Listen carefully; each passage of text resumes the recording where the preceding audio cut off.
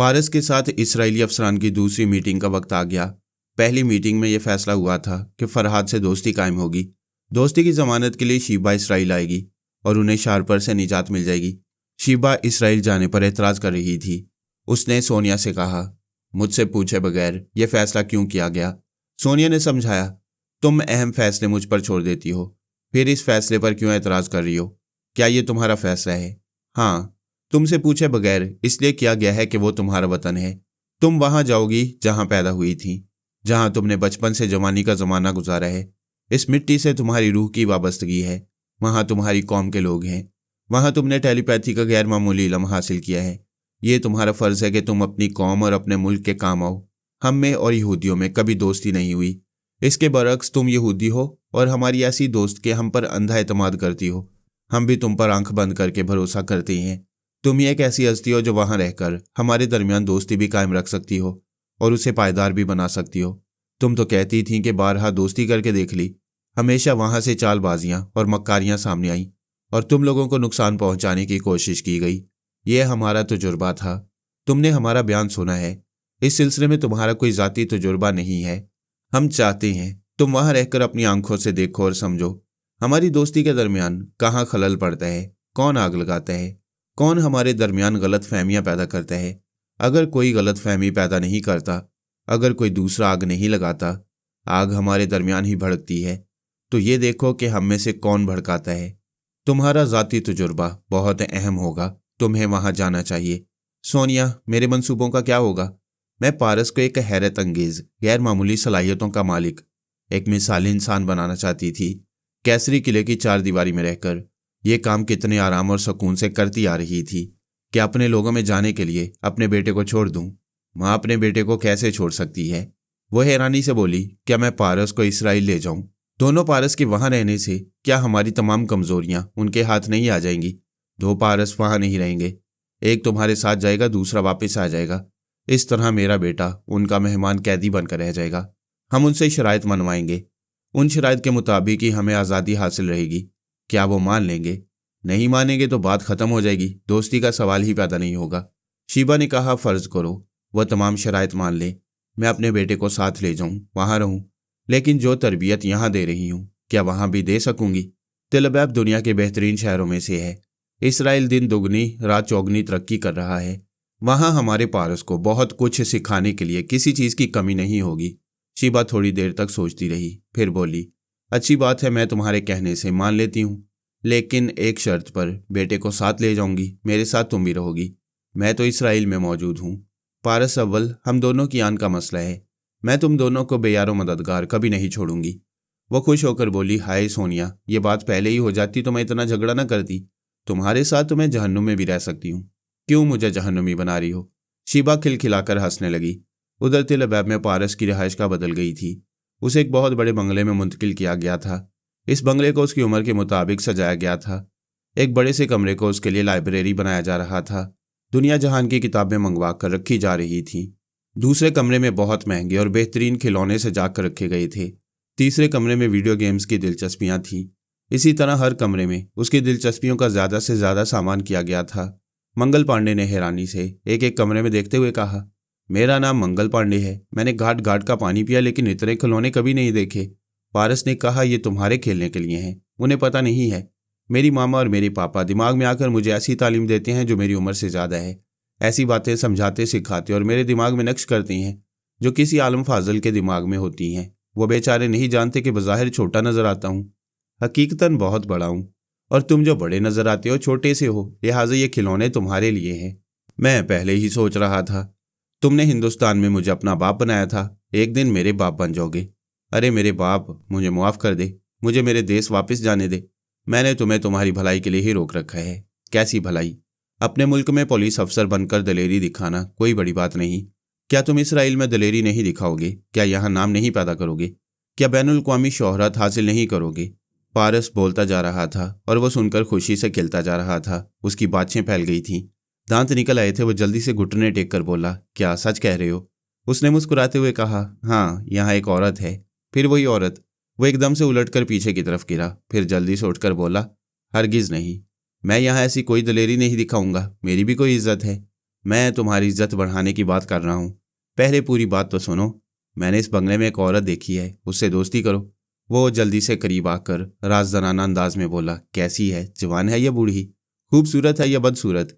किसी बूढ़ी औरत से दोस्ती करके कोई अहम कारनामा दिखाने का मौका मिला तो क्या इनकार कर दोगे? उसने नहीं के अंदाज में सर हिलाया, फिर बोला, हरगिज नहीं। मैं बूढ़ी और बदसूरत औरत से भी दोस्ती कर लूंगा, मगर यहाँ कुछ बड़े बड़े कारनामे जरूर अंजाम दूंगा। वो औरत जो इस बंगले में है खूबसूरत भी है, जवान भी है। उससे दोस्ती करोगे तो मेरी मामा और पापा तुम्हारे जरिए उसके दिमाग में पहुंच जाएंगे, फिर उसके जरिए दूसरों तक पहुंचेंगे। जहां भी कोई राज की बात होगी, कोई जुर्म कहीं हो रहा होगा तो तुम्हें आगाह कर दिया जाएगा और तुम ऐन वक्त पर जाकर मुजरिम को रंगे हाथों पकड़ लोगे। वो सुन रहा था, खुश हो रहा था। फिर पारस के हाथ को पकड़कर चूमते हुए पांव को छूते हुए बोला, हमारे कृष्ण भगवान भी ऐसे ही थे, बिल्कुल ऐसे ही कद था, बड़ी शरारतें करते थे मगर लोगों का भला करते थे। मालूम होता है कि कृष्ण भगवान तुम्हारे रूप में आ गए हैं। दरवाजे पर दस्तक सुनाई दी। पांडे ने जल्दी से उठकर दरवाजा खोला। बाहर एक शख्स खड़ा हुआ था। उसने अदब से सलाम करते हुए कहा, मास्टर पारस, मीटिंग का वक्त हो गया है, आपका इंतजार हो रहा है। पारस ने कहा, आज की मीटिंग में 2 खवातीन की शमूलियत जरूरी है। एक खातून के जरिए मेरी मामा और दूसरी खातून के जरिए मेरी शीबा मम्मी गुफ्तगू करेंगी। अब तुम जाओ, मैं 15 मिनट में आ रहा हूँ। वो शख्स चला गया। पारस ने कहा, मिस्टर पांडे, मेरा लिबास निकालो। उसके लिए चंद घंटों में बेहतरीन लिबास तैयार कराए गए थे। पांडे ने उसे एक उम्दा सूट पहनाया। उसने आईने के सामने खड़े होकर अपना जायजा लेते हुए कहा, मिस्टर पांडे, कुछ एक्टिंग करना भी सीखो। खुद को ऐसे जाहिर करो जैसे तुम्हें औरतें अच्छी लगती हैं। आज की मीटिंग में जो खवातीन शरीक हो रही हैं, तुम उनमें दिलचस्पी लोगे, उनसे मीटिंग के अलावा भी मिलने की ख्वाहिश जाहिर करोगे। पारस तैयार हो गया। मंगल पांडे ने उसके लिए कमरे का दरवाजा खोला। बाहर 2 मुसल्ला फौजी खड़े थे। उन्होंने पारस को देखते ही अलर्ट होकर सलूट किया, फिर फौजी अंदाज में आगे बढ़कर दूसरी तरफ रुख बदल लिया, गोया उसी तरफ पारस को जाना था। पारस उनके दरमियान आकर खड़ा हो गया। वो आगे चलने लगे। उनके पीछे मंगल पांडे चल रहा था। मीटिंग हॉल पहुंचने से पहले 2 खवातीन नजर आईं। वो भी उधर जा रही थी। पारस को देखकर रुक गईं। अदब से सर झुकाकर सलाम किया। एक फौजी अफसर ने कहा, मास्टर पारस, आपके हुक्म के मुताबिक इन 2 खवातीन को मीटिंग में शरीक किया जा रहा है। पारस ने पलटकर पांडे को देखा और कहा, मेरा बॉडीगार्ड उनके साथ बैठेगा। पांडे उनके पास चला गया। पारस फौजियों के साथ आगे बढ़ा। वो सब एक बड़े से हॉल में दाखिल हो गए। इस हॉल में बैठने वालों की तरतीब असेंबली हॉल जैसी थी। इनके सामने एक बड़े से स्टेज पर पारस के लिए शाहाना तर्ज का सोफा रखा हुआ था। इससे जरा फासले पर दोनों तरफ 3-3 सोफे रखे हुए थे। पारस के आते ही सब उठकर खड़े हो गए। वो सीढ़ियां चढ़ता हुआ स्टेज पर आया। हाथ उठाकर सबको बैठने का इशारा करते हुए बोला, मैंने यहाँ 2 खवातीन की शमूलियत के लिए कहा था। वो यहाँ मौजूद हैं। चूंकि उनके जरिए मेरी 2 माएँ गुफ्तगू करेंगी, लिहाजा वो इसी स्टेज पर आकर बैठेंगी। मंगल पांडे को ख्याल ख्वानी के जरिए समझाया गया कि जहाँ 3 सोफे रखी हैं, वो दरमियानी सोफे पर बैठ जाए। वो खवातीन से पहले जाकर बैठ गया, जिसके नतीजे में दोनों खवातीन को उसके आसपास बैठना पड़ा। बाकी 3 सोफों पर सीनियर अफसरान बैठे हुए थे। आज की मीटिंग की कार्रवाई रिकॉर्ड करने के लिए बड़े इंतजाम किए गए थे। 2 टीवी कैमरे नजर आ रहे थे। फिल्मबंदी की मुनासबत से रोशनियों का इंतजाम था। एक तरफ साउंड रिकॉर्डिंग मशीन थी, जहां पारस के लिए शाहाना तर्ज का सोफा था। उसके करीब ही एक बड़ा सा टीवी रखा हुआ था, ताकि उसके स्क्रीन पर पारस मीटिंग की कार्रवाई खुद भी देखता रहे। मैंने उसके पास आकर कहा, बेटे, मैं बहुत मसरूफ हूँ, लिहाजा मेरा काम जल्दी ख़त्म करो ताकि वापस जा सकूँ। बेटे ने उठकर तमाम हाजरीन पर नज़र डालते हुए कहा, खवातीनो हजरात, आज की इस मीटिंग में मेरी 2 माएँ और मेरे पापा मौजूद हैं। आप लोगों को ये यकीन दिलाना ज़रूरी है कि मेरी शीबा मम्मी बफज़ल खुदा हयात हैं, लेकिन वो किसी एक खातून की ज़ुबान से बोलेंगी तो आपको शुबा होगा कि मेरी मामा बोल रही हैं। अगर दोनों खवातीन बैक वक्त बोलेंगी तो आप समझेंगे एक ही ज़ुबान से मामा और दूसरी की ज़ुबान से पापा बोल रही हैं। इसीलिए यहाँ मेरे पापा भी मौजूद हैं, ताकि मेरे दाएं तरफ बैठे हुए अफसर की ज़ुबान से वो भी बोलते रहें। ये तीनों बैक वक्त बोलेंगे। आप अपनी तसल्ली के लिए उन्हें ताकीद करें कि उनमें से कोई भी खुद बोलने की कोशिश न करे, अपनी ज़ुबान बंद रखे। हम इन तीनों को बैक वक्त बोलने पर मजबूर कर देंगे, लेकिन पहले ये तीनों अपनी अपनी आवाज़ सुनाएं। वो तीनों अपनी अपनी आवाज़ सुनाने लगे। उस वक्त तक साउंड इंजीनियर ने तीनों के सामने माइक लाकर रख दिए थे, ताकि तीनों के बोलने के बावजूद उनकी आवाज़ें अलग अलग रिकॉर्ड हो सकें। जब सारी तैयारियां मुकम्मल हो गईं तो पारस ने कहा, ये तीनों खामोश हैं, होंठों को आपस में भींच रखा है। ये कुछ नहीं बोलेंगे, लेकिन मेरे 3 तक बोलते ही बोलने लगेंगे। ये कहते हुए उसने 1 2 3 कहा। इसके साथ ही वो तीनों बैक वक्त बोलने लगे। सीनियर अफसर की ज़ुबान से मैं बोल रहा था, बाकी दो खवातीन की जुबान से शीबा और रसवंती बोल रही थी। इस वक्त ना हमें जोजो का ख्याल था और ना ही इसराइली अफसरान को ख्याल आया कि एक और लड़की हमारे पास ख्याल ख्वानी करने वाली है। शायद वो शीबा की जगह दूसरी औरत की जुबान से बोल रही हो। बहरहाल उस वक्त ऐसी कोई बात नहीं हुई। ना उन्होंने शुबा किया और ना ही हमने इतने संजीदा मामले में जोजो को याद किया। हम तीनों 15 सेकंड तक उनके दिमागों में बोलते रहे, फिर खामोश हो गए। पारस ने साउंड रिकॉर्डरिस्ट से कहा, आप हाजरीन को इनकी आवाज़ें अलग अलग सुनाएं। मैंने पारस और रसवंती से कहा, मैं जा रहा हूँ, ज़रूरत हो तो बुला लेना। मैं वहाँ से चला आया। हॉल में बैठे हुए लोग अलग अलग आवाज़ सुन रहे थे। पहले मेरी आवाज़ सुनाई दी। मैं उस अफसर की ज़ुबान से कह रहा था, मेरे बेटे ने पहली मीटिंग में दोस्ती और खैर सगाली के जज्बात का सबूत दिया है। आज हम इसे अमली जामा पहनाएंगे। मैं दूसरे मामलात में बहुत मसरूफ़ हूँ, फ़िलहाल इस मीटिंग में शरीक नहीं रह सकता। इन खवातीन की सूरत में रसवंती और शीबा मौजूद रहेंगी। खुदा हाफिज़। दूसरी आवाज़ सुनाई गई। रसवंती कह रही थी, मैं आपके साथ पहली मीटिंग में भी शरीक थी। पिछले रोज़ जो कुछ तय पाया था, हम आज उस पर अमल करने के सिलसिले में ऐसा तरीक़ाकार इख्तियार करेंगे कि हमें आपस में एक दूसरे से कोई शिकायत ना आज हो और ना आइंदा हो सके। तीसरी आवाज़ का टेप सुनाया गया। शीबा कह रही थी, मैं एक तवील अरसे के बाद अपनी कौम के लोगों से मुखातिब होते वक्त बेपनाह खुशी महसूस कर रही हूँ।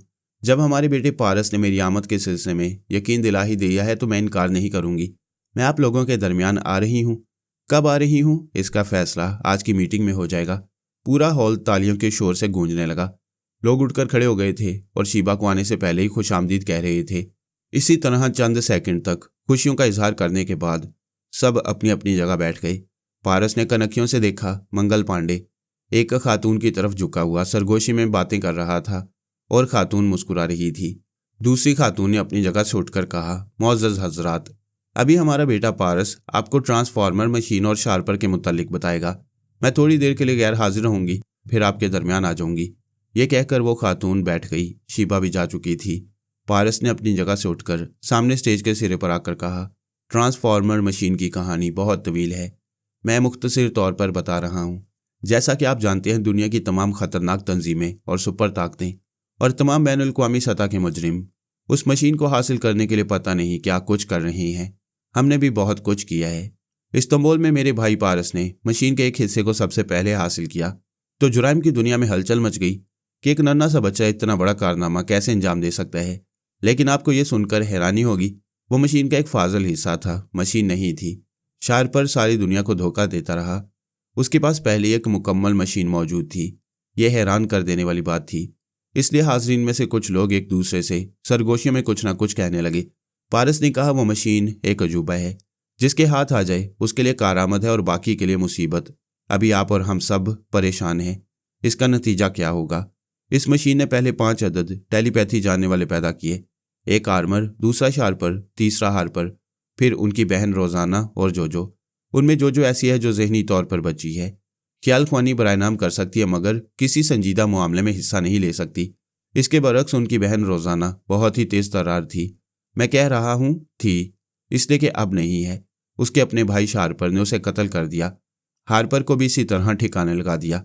वो सगा भाई होकर ये नहीं चाहता था कि उसकी बहन और भाई उसके लिए किसी वक्त भी अज़ाबे जान बन जाएं और उनके ज़रिए फरहाद वगैरह उसके दिमाग तक पहुंच जाएं।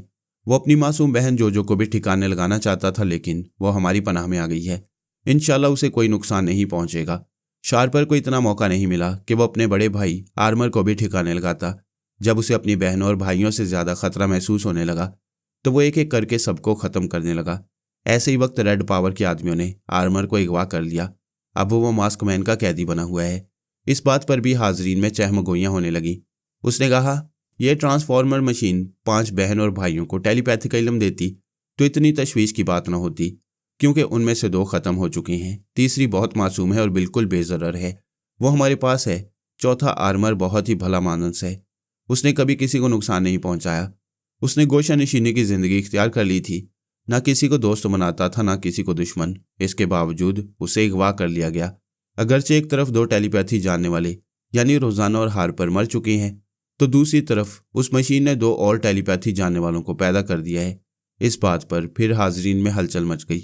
वह सब सीधे होकर बैठ गए, पारस को देखने लगे। उसने कहा, मैं पहले ही कह चुका हूँ, वह मशीन हम सब के लिए अज़ाब जान है। वह जब तक रहेगी टेलीपैथी जानने वाले पैदा होते चले जाएंगे। आप लोगों ने मिस अमेरिका यानी मिस मोरिना का नाम सुना होगा। वो और उसकी बहन तनाना ने शार्पर को ट्रैप करके उस मशीन से टेलीपैथी की सलाहियतें हासिल कर ली हैं। तनाना ये सलाहियतें हासिल करने के बाद अचानक कहीं गुम हो गई, लेकिन मोरिना हमारे पास है। इस बात पर सब खुश होकर तालियां बजाने लगे। उसने कहा, यह भी एक लंबी कहानी है कि किस तरह मोरिना ने शार्पर को ट्रैप किया। सुना है वो ब्ला की हसीन है, शायद इसलिए मिस अमेरिका है। शार्पर बहुत मोहतात जिंदगी गुजारता था, लेकिन मोरिना को देखने के बाद एहतियात धरी की धरी रह गई। जो तीर से और तलवार से नहीं मरते, उन्हें औरत के हुस्न शबाब की एक झलक मार देती है। आपके सामने जिंदा मिसाल मौजूद है। आप मेरे बॉडीगार्ड को देखें, यह हजरत किस तरह खवातीन में दिलचस्पी ले रही हैं। इस बात पर जोरदार कहकहे गूंजने लगे। कई सेकंड तक कहकहे बंद नहीं हुए। रसवंती ने उसके दिमाग में कहा, बेटे ये बुरी बात है। संजीदा मसाइल पर गुफ्तगू करते वक्त छेड़छाड़ नहीं करना चाहिए। तुम बात को कहां से कहां ले जा रहे हो। चलो मैं तुम्हें असल मौजू की तरफ ला रही हूँ। फिर वो रसवंती की मर्जी के मुताबिक बोलने लगा। मोहतरम हाजरीन, हमारी जिंदगी में बहराम गंगोली नामी एक नया मुजरिम आया। वो इस कदर हैबतनाक और गैर मामूली जिस्मानी कुव्वत का मालिक है कि देखने से ताल्लुक रखता है। उसने शार्पर को ट्रैप किया और मशीन के साथ उसे अगवा कर लिया। बहराम गंगोली के अमेरिका में कई खुफिया अड्डे हैं, जिनसे पता चला कि ये बहुत ही खतरनाक मुजरिम है और अपने पीछे बहुत बड़ा सिंडिकेट रखता है। बाद में ये देखकर मायूसी हुई कि वो सुपर मास्टर का अलहकार था, और आप लोगों को यह सुनकर मायूसी होगी कि वो ट्रांसफॉर्मर मशीन अब सुपर मास्टर के पास पहुंच चुकी है। तमाम हाजरीन को चुपसी लग गई। अभी चंद मिनट पहले कह के गूंज रहे थे, अब मातमी सकूत तारी हो गया। पारस ने मुस्कुराते हुए कहा, जिंदगी आंसुओं और कहकों का खेल है। आप फिर कह के लगा सकती हैं यह सुनकर कि वो मशीन सुपर मास्टर के लिए बिल्कुल बेकार है, क्योंकि उस मशीन को ऑपरेट करने वाली मोरिना हमारे पास है और आर्मर रेड पावर का कैदी बना हुआ है। इस तरह कोई भी मशीन ऑपरेट करने वाला सुपर मास्टर के हाथ नहीं आ सका। एक ऑफिसर ने उठकर सवाल किया, मास्टर पारस, आप शार्पर को भूल रही हैं। मुझे शार्पर अच्छी तरह याद है और बेचारा याद रहेगा। मैंने पिछली मीटिंग में आपसे वादा किया था आप लोगों को उससे निजात मिल जाएगी, लिहाजा हमेशा के लिए निजात मिल चुकी है। अब वो इस दुनिया में नहीं है। एक और अफसर ने उठकर पूछा, क्या सुपर मास्टर उस मशीन को, उसकी साख्त को, उसकी टेक्निक को माहिरीन के जरिए समझ नहीं सकता? किसी भी चीज़ का तज्जिया किया जाए तो उसकी एक एक बात अलग अलग समझ में आ जाती है। इसी तरह मशीन को ऑपरेट करने का तरीका भी समझ में आ जाएगा। पारस ने कहा, बेशक वो माहिरीन के जरिए मशीन का तरीक़ाकार समझ सकता है, लेकिन टेलीपैथी का इल्म हासिल नहीं कर सकता। वो शार्पर को इसी मकसद के लिए अगवा कर रहा था, लेकिन वो रास्ते ही में मर गया। मोरिना को अगवा करना चाहता था। मेरे पापा इस सिलसिले में उसे कामयाब नहीं होने देंगे। हमारे पास जो टेलीपैथी जानने वाले हैं उन्हें अगवा करने और उनकी सलाहियतें अपने दिमाग में मुंतकिल करने के सिलसिले में सुपर मास्टर को लोहे के चने चबाना पड़ेंगे। हाँ, एक आर्मर है जो हमारे इख्तियार में नहीं है। अगर उसे मास्क मैन ने अच्छी तरह संभाल कर रखा और उसे किसी के हाथ ना लगने दिया तो सुपर मास्टर उस मशीन को लेकर बैठा ही रह जाएगा। एक अफसर ने उठकर कहा, मुआफ़ी चाहता हूँ मास्टर पारस, सुपर मास्टर उससे फ़ायदा ज़रूर उठाएगा। उस मशीन को समझने के बाद ऐसी ही दूसरी मशीन ज़रूर तैयार करवाएगा, ताकि एक उसके हाथ से निकल जाए तो दूसरी महफूज रहे। एक फ़ायदा तो उसका ये हुआ। दूसरा फ़ायदा यह है कि मोरिना अमेरिका में है। वो अपने इलाके के चप्पे चप्पे पर जासूसी आलात के ऐसे जाल बिछा देगा कि किसी न किसी वक्त वो ज़रूर गिरफ्त में आएगी। तीसरी बात यह कि आप तनाना को भूल रही हैं। बेशक वो गुम हो गई है, लेकिन इस बात का इम्कान है कि वो सुपर मास्टर के हत्थे चढ़ सकती है। ये सारी बातें मेरी मामा और मेरे पापा के दिमाग में हैं।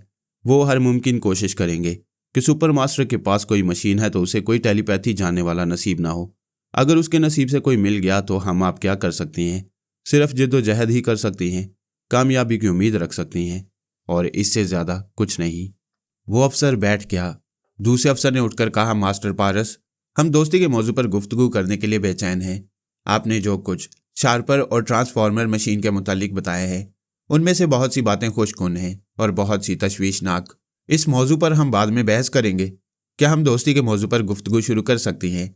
एक औरत ने अपनी जगह से उठकर कहा, पारस बेटे तुम बैठ जाओ, मैं तुम्हारी मम्मी बोल रही हूँ। पारस अपने सोफे पर जाकर बैठ गया।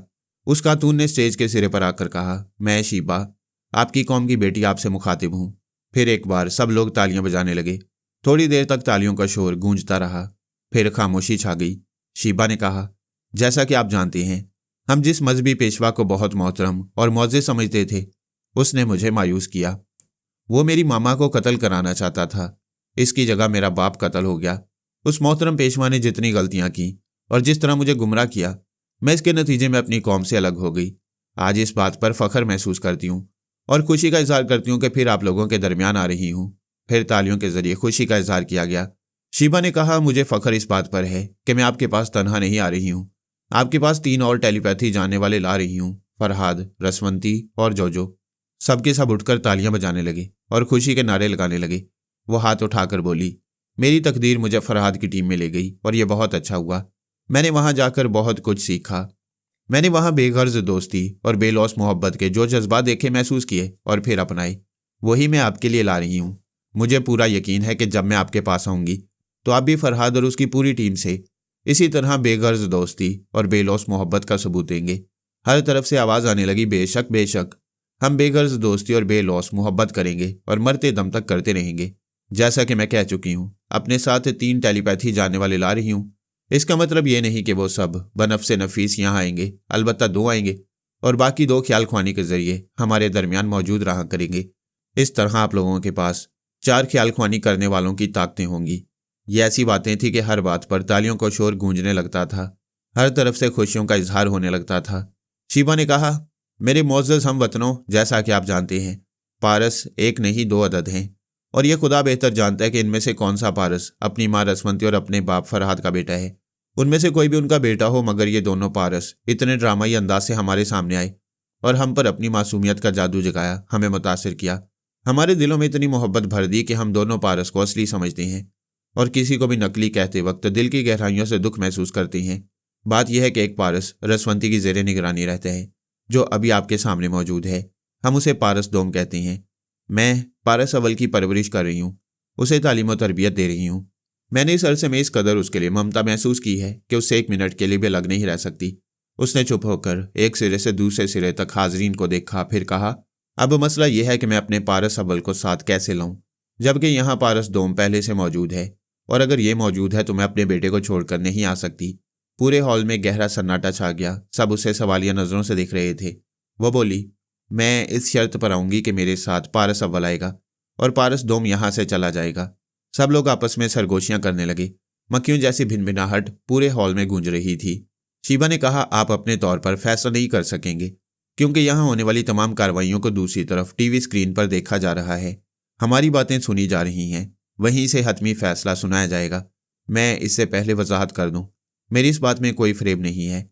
आपको अपनी कौम की बेटी पर एतमाद करना चाहिए। आपके भरोसे के लिए पहले मैं यहाँ आऊँगी, अपने साथ जोजो को लाऊंगी। इस तरह आपके यहाँ 2 टेलीपैथी जानने वाली कुव्वतें मौजूद होंगी। इसके बाद पारस दोम यहाँ से जाएगा और पारस अव्वल मेरे पास आएगा। एक अफसर ने उठकर कहा, मैं बड़ी माजरत से पूछना चाहता हूँ कि आपके इस फैसले से साबित नहीं होता कि ये पारस दोम ही असल पारस है। शीबा ने कहा, असल और नकल की बात करने से हमें दुख पहुंचता है, लिहाजा इसको ना छेड़ा जाए। मैं आप लोगों के इत्मीनान की खातिर पहले यहाँ आ रही हूँ। थोड़ी देर खामोशी रही। फिर कंप्यूटर के जरिए टीवी स्क्रीन पर दूसरी तरफ से जवाब मौसूल होने लगा। वहाँ लिखा हुआ था, मिस शीबा से बहस न की जाए। इनकी हर शर्त मंजूर है, लेकिन एक सवाल है। पहले भी हम डमी शीबा की वजह से धोखा खा गए थे। इस बात की क्या जमानत है कि अब जो शीबा हमारे पास आ रही है वो हमारी अपनी होगी? शीबा ने कहा, इसके लिए एतमाद करना होगा, कोई जमानत नहीं दी जा सकती। फिर दोस्ती का मतलब पाबंदी नहीं होता। जब मैं जोजो और पारस अव्वल के साथ आऊँगी तो किसी की पाबंदी में नहीं रहूँगी। मेरे लिए इस मुल्क की सरहदें खुली रहेंगी। वह ज़रा चुप रहकर बोली, आज से पहले भी फरहाद से दोस्ती होते होते रह गई और ऐसा इसलिए हुआ कि हमारे दरमियान एतमाद कमज़ोर रहा। जब तक हम एक दूसरे पर भरोसा करना नहीं सीखेंगे उस वक्त तक दोस्ती नामुमकिन है। वो स्टेज के एक सिरे से दूसरे सिरे पर जाते हुए और हाजरीन को देखते हुए बोली, अगर आप ये समझते हैं कि पारस दोम को अगवा करके उसे यरगमाल बनाकर हमें दोस्ती पर मजबूर किया जा सकता है तो इससे पहले भी आप बहुत कुछ कर चुकी हैं और हमेशा नाकाम रही हैं। इस बार भी इंशाल्लाह आपको नाकामी होगी। हम जब चाहेंगे पारस दोम को यहाँ से निकाल कर ले जाएंगे। लेकिन उसने बात अधूरी छोड़ दी। ज़रा तजस्सुस पैदा करते हुए हाजरीन पर एक नज़र डाली, फिर कहा, लेकिन इस बार एक फ़र्क होगा। अब से पहले कई बार आप लोग फरहाद, रसवंती और सोनिया से टकराते रहे। इस बार पारस दोम को कैदी बनाकर रखने के सिलसिले में अपनी ही कौम की बेटी शीबा से टकराना होगा और मैं कसम खाती हूँ, अगर हमारे दरमियान दोस्ती ना हुई और मैंने इन मुसलमानों पर यह साबित ना किया कि यहूदी दोस्ती करने के काबिल हैं, तो खुदा की कसम मैं पारस दोम को मक्खन की बाल की तरह यहाँ से निकाल कर ले जाऊंगी। टीवी स्क्रीन पर कंप्यूटर के जरिए जवाब मौसूल होने लगा। वहाँ लिखा हुआ था, मिस शीबा, आप जज्बात में आ रही हैं। इसके बावजूद आपने बहुत अच्छी बात कह दी कि आप मुसलमानों के सामने यहूदियों को दोस्त नवाज साबित करना चाहती हैं। इसके लिए हम आपके साथ हर मुमकिन ताउन करेंगे। मिस शीबा, जब हम जमानत की बात करते हैं तो इसका मतलब ये नहीं होता कि हमें फरहाद या उसकी टीम पर बिल्कुल एतमाद नहीं है। बेशक है, कुछ हम एतमाद करते हैं, कुछ उन्हें करना चाहिए। तुम कहती हो जब यहाँ आओगी तो पारस तुम यहाँ से चला जाएगा, इसके बाद तुम्हारा बेटा पारस यहाँ आएगा। हम कहते हैं इसकी ज़रूरत नहीं है। हम तुम्हारे आने से पहले ही कल सुबह तक पारस दोम को यहाँ से रवाना कर देंगे। हमें तुम पर एतमाद है, लेकिन कुछ हम पर भी तो भरोसा करो। शीबा ने पूछा, आप किस किस्म का भरोसा चाहती हैं? जैसा कि हमें मालूम हुआ है, मादाम सोनिया तेलबैब में मौजूद हैं लेकिन रूपोश हैं। हम चाहते हैं वो हमारी मुअज़्ज़ज़ मेहमान बनकर रहें। जैसे ही वो खुद को जाहिर करेंगी, हम पारस को यहाँ से पेरिस पहुँचा देंगे। रसवंती ये सारी बातें सुन रही थी। जब उन्होंने ये यकीन दिलाया कि बेटा फ़ौरन ही माँ के पास पहुँच जाएगा तो वो तड़प गई। फ़ौरन ही शीबा के दिमाग में आकर बोली, प्लीज़ खुदा के लिए इनकी बात मान लो, मेरे बेटे को मेरे पास पहुँचा दो। रसवंती, ज़रा सब्र व तहम्मुल से काम लो। ये बातें बज़ाहिर दोस्ताना है, लेकिन इनके पीछे क्या सियासी चालें हैं, ये मेरी और तुम्हारी समझ में नहीं आएगी। चलो पहले सोनिया से पूछते हैं। उसने हाजरीन से कहा, मैं चंद मिनट की इजाज़त चाहती हूँ, कुछ मशवरा करने के बाद आपको जवाब दूंगी। वो और रसवंती सोनिया के पास पहुँच गई। यूं भी रसवंती जब इस इजलास के हाजरीन को मुखातिब करती या अपने बेटे के जरिए बोलती थी तो शीबा ये सारी बातें सोनिया को आकर बता देती थी, और जब शीबा बोलने में मसरूफ़ रहती थी तो रसवंती ये रिपोर्ट उसके पास पहुँचाती रहती थी। इस तरह सोनिया को इस कार्रवाई का पूरा इल्म था। रसवंती ने कहा, सोनिया खुदा के लिए मेरी ममता का ख्याल करो। वो कह रही हैं, अगर तुम खुद को जाहिर कर दोगी तो मेरा बेटा पारस फ़ौरन ही मेरे पास पहुंचा दिया जाएगा। सोनिया ने मुस्कुराते हुए पूछा, परेशान क्यों होती हो, जब बेटे को तुम्हारे पास पहुंचाने की शर्त यही है कि मुझे जाहिर होना पड़े और उनका कैदी बनना पड़े। अगर बदनसीबी से दोस्ती ना हो और फिर उनकी तरफ से तरह तरह की सजाएं भुगतना पड़े तो मैं हाजिर हूँ। अभी यहाँ से टेलीफोन के जरिए बता देती हूँ कहाँ छुपी हुई हूँ। उसने रिसीवर की तरफ हाथ बढ़ाया, लेकिन रसवंती ने रिसीवर पकड़ने नहीं दिया, ख्याल ख्वानी के जरिए रोक दिया। ठहर जाओ, मैं पागल हूँ, दीवानी हूँ, ममता की मारी हूँ। अपने बच्चों की मोहब्बत में दूसरों को भूल जाती हूँ, और तुम दूसरी कब हो? तुम तो मेरी ज़ात के अंदर हो। तुम वो औरत हो जिसने मेरी खातिर दुल्हन बनकर भी फरहाद से निकाह पढ़ाने से इनकार कर दिया था, सिर्फ इसलिए कि तुम मेरी सौकन नहीं बनना चाहती थी। सोनिया, मैं तुम्हें मरते दम तक सलाम करती रहूंगी। आज मेरे सामने आजमाइश की घड़ी है, मैं तुम्हारे लिए अपने बेटे को भी कुर्बान कर सकती हूँ। मैं इनकी ये शर्त कभी तस्लीम नहीं करूंगी कि तुम्हें जाहिर होना चाहिए। सोनिया ने हंसते हुए कहा, रसवंती, मैं तुम्हें भड़का रही थी, वरना हमें यही करना चाहिए, पारस को पहली फुर्सत में यहाँ से रवाना कर देना चाहिए। मेरी फिक्र न करो। क्यों ना करूं? क्या तुमने जिंदगी में किसी से अकीदत रखी है? हाँ, मैं जनाब शेख अल फारस की बहुत ज़्यादा अकीदतमंद हूँ। उन्होंने मेरे अंदर ऐसी रूहानी कुव्वत पैदा की है कि मैं पता नहीं क्या से क्या हो गई हूँ। सोनिया ने कहा, फिर ज़रा सोचो, मैं बाबा फरीद वास्ती साहब की लाडली हूँ। मुझे यह फ़ख्र हासिल है कि जब तक वो जिंदा रहे, अपनी तन्हाई में सिर्फ मुझे बुलाते रहे। वो एक बाप थे, बुजुर्ग थे, एक बहुत बड़े वलीउल्लाह थे। उन्होंने जब से मेरी पेशानी को चूमा है, मैं जहानत की बुलंदियों पर उड़ रही हूँ। मुझे उनसे बेपनाह अकीदत है और मेरा ईमान है कि जो पेशनगोई उन्होंने की है वह दुरुस्त साबित होगी। और उनकी पेशनगोई है कि तुम लाख फरहाद की शरीक हयात सही, लेकिन उसके आखिरी वक्त सिर्फ मैं साथ रहूंगी। और ये इस बात का इशारा है कि जब तक फरहाद का आखिरी वक्त नहीं आएगा, उस वक्त तक कोई मुझे नुकसान नहीं पहुंचा सकता, कोई मुझे मार नहीं सकता। और जब मुझे एक मखसूस वक्त तक जिंदा रहना है तो फिर तुम क्यों परेशान होती हो? मैं खुद को जाहिर करूंगी, तुम यहाँ से जाओ। रसवंती रोने लगी। सोनिया ने कहा, यह क्या बचकानापन है? तुम कभी दलेर औरत नहीं बनोगी। दलेरी का मतलब ये नहीं कि मैं तुम्हें खतरात में झोंक दूं। सोनिया ने कहा, रसवंती, एक बात बताओ, अभी तुम्हारा बेटा खतरात में है, तुम 24 घंटे उसके साथ लगी रहती हो ताकि कोई बुरा वक्त आए तो उसके लिए ढाल बन सको। जब पारस यहाँ से चला जाएगा और मैं तनहा रह जाऊंगी तो क्या तुम ज़्यादा से ज़्यादा वक्त मेरे साथ नहीं रहोगी? क्या मेरे लिए ढाल नहीं बनूंगी? खुदा की कसम बनूंगी, तुम्हारे सिवा किसी की तरफ तवज्जो नहीं दूंगी। तो इसी जज्बे से जाओ, पारस इन लोगों में अकेला है, फौरन जाओ। वो चली गई। सोनिया ने पूछा, शीबा तुम मौजूद हो? शीबा ने गहरी सांस लेकर कहा, हाँ मौजूद हूँ। तुम्हें क्या हो गया है, क्यों गहरी सांस ले रही हो? सोनिया, तुम बहुत अजीम औरत हो, मेरी अजमत के गुण क्यों गा रही हो? अनजान ना बनो, औरत की फितरत को अच्छी तरह समझती हूँ। हर औरत चाहती है उसका एक चाहने वाला हो, और वो सिर्फ उसे चाहे। अगर सौकन ले आए तब भी उसे चाहता रहे, उसके बच्चों को चाहता रहे और दिलो जान से चाहता रहे। यानी औरत में दो शदीद तरीन ख्वाहिशात होती हैं, एक तो यह कि मर्द की सोहबत सिर्फ उसे मिले, दूसरे औलाद की मोहब्बत मिले। लेकिन तुम कैसी औरत हो कि तुमने रसवंती की खातिर फरहाद की सुहागन बनने से इनकार कर दिया। उसके बाद से अब तक अपनी ममता को कुचल रही हो। तुम चाहती तो फरहाद के बच्चों की मां बन सकती थी, लेकिन तुम इतनी बड़ी कुर्बानी दे रही हो जो शायद ही कोई औरत दे सके। शीबा, तुम भी रसवंती की तरह जज्बात में बह रही हो। यह जज्बाती बातों का वक्त नहीं, हमें अहम मसाइल पर गुफ्तगू करना है। जाओ और उस इजलास में ऐलान करो कि पारस को सुबह से पहले चार्टर्ड तैयारी के जरिए पेरिस में रसवंती के पास पहुंचा दिया जाए। सोनिया खुद को जाहिर कर देगी। रसवंती पारस के दिमाग में आकर खामोश थी। शीबा का इंतजार कर रही थी। थोड़ी देर बाद वो उस खातून के दिमाग में आकर बोली, मोअज़्ज़िज़ हाज़रीन, मैं शीबा आपसे मुखातिब हूँ। सोनिया से मशवरा करने गई थी। इस वक्त सुबह के 5 बजे हैं। अगर आप सुबह होने से पहले पारस को किसी चार्टर्ड तैयारी के जरिए पेरिस पहुंचा दें तो पारस के रवाना होने से पहले ही सोनिया खुद को जाहिर कर देगी। थोड़ी देर तक खामोशी रही।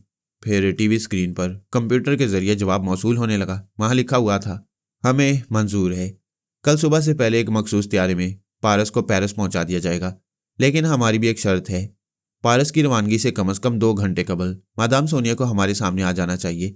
शीबा ने कहा, यह शर्त मंजूर है। एक अफसर ने उठकर कहा, आज की इस मीटिंग में दोस्ती का एजेंडा ज्यादा अहम रहा।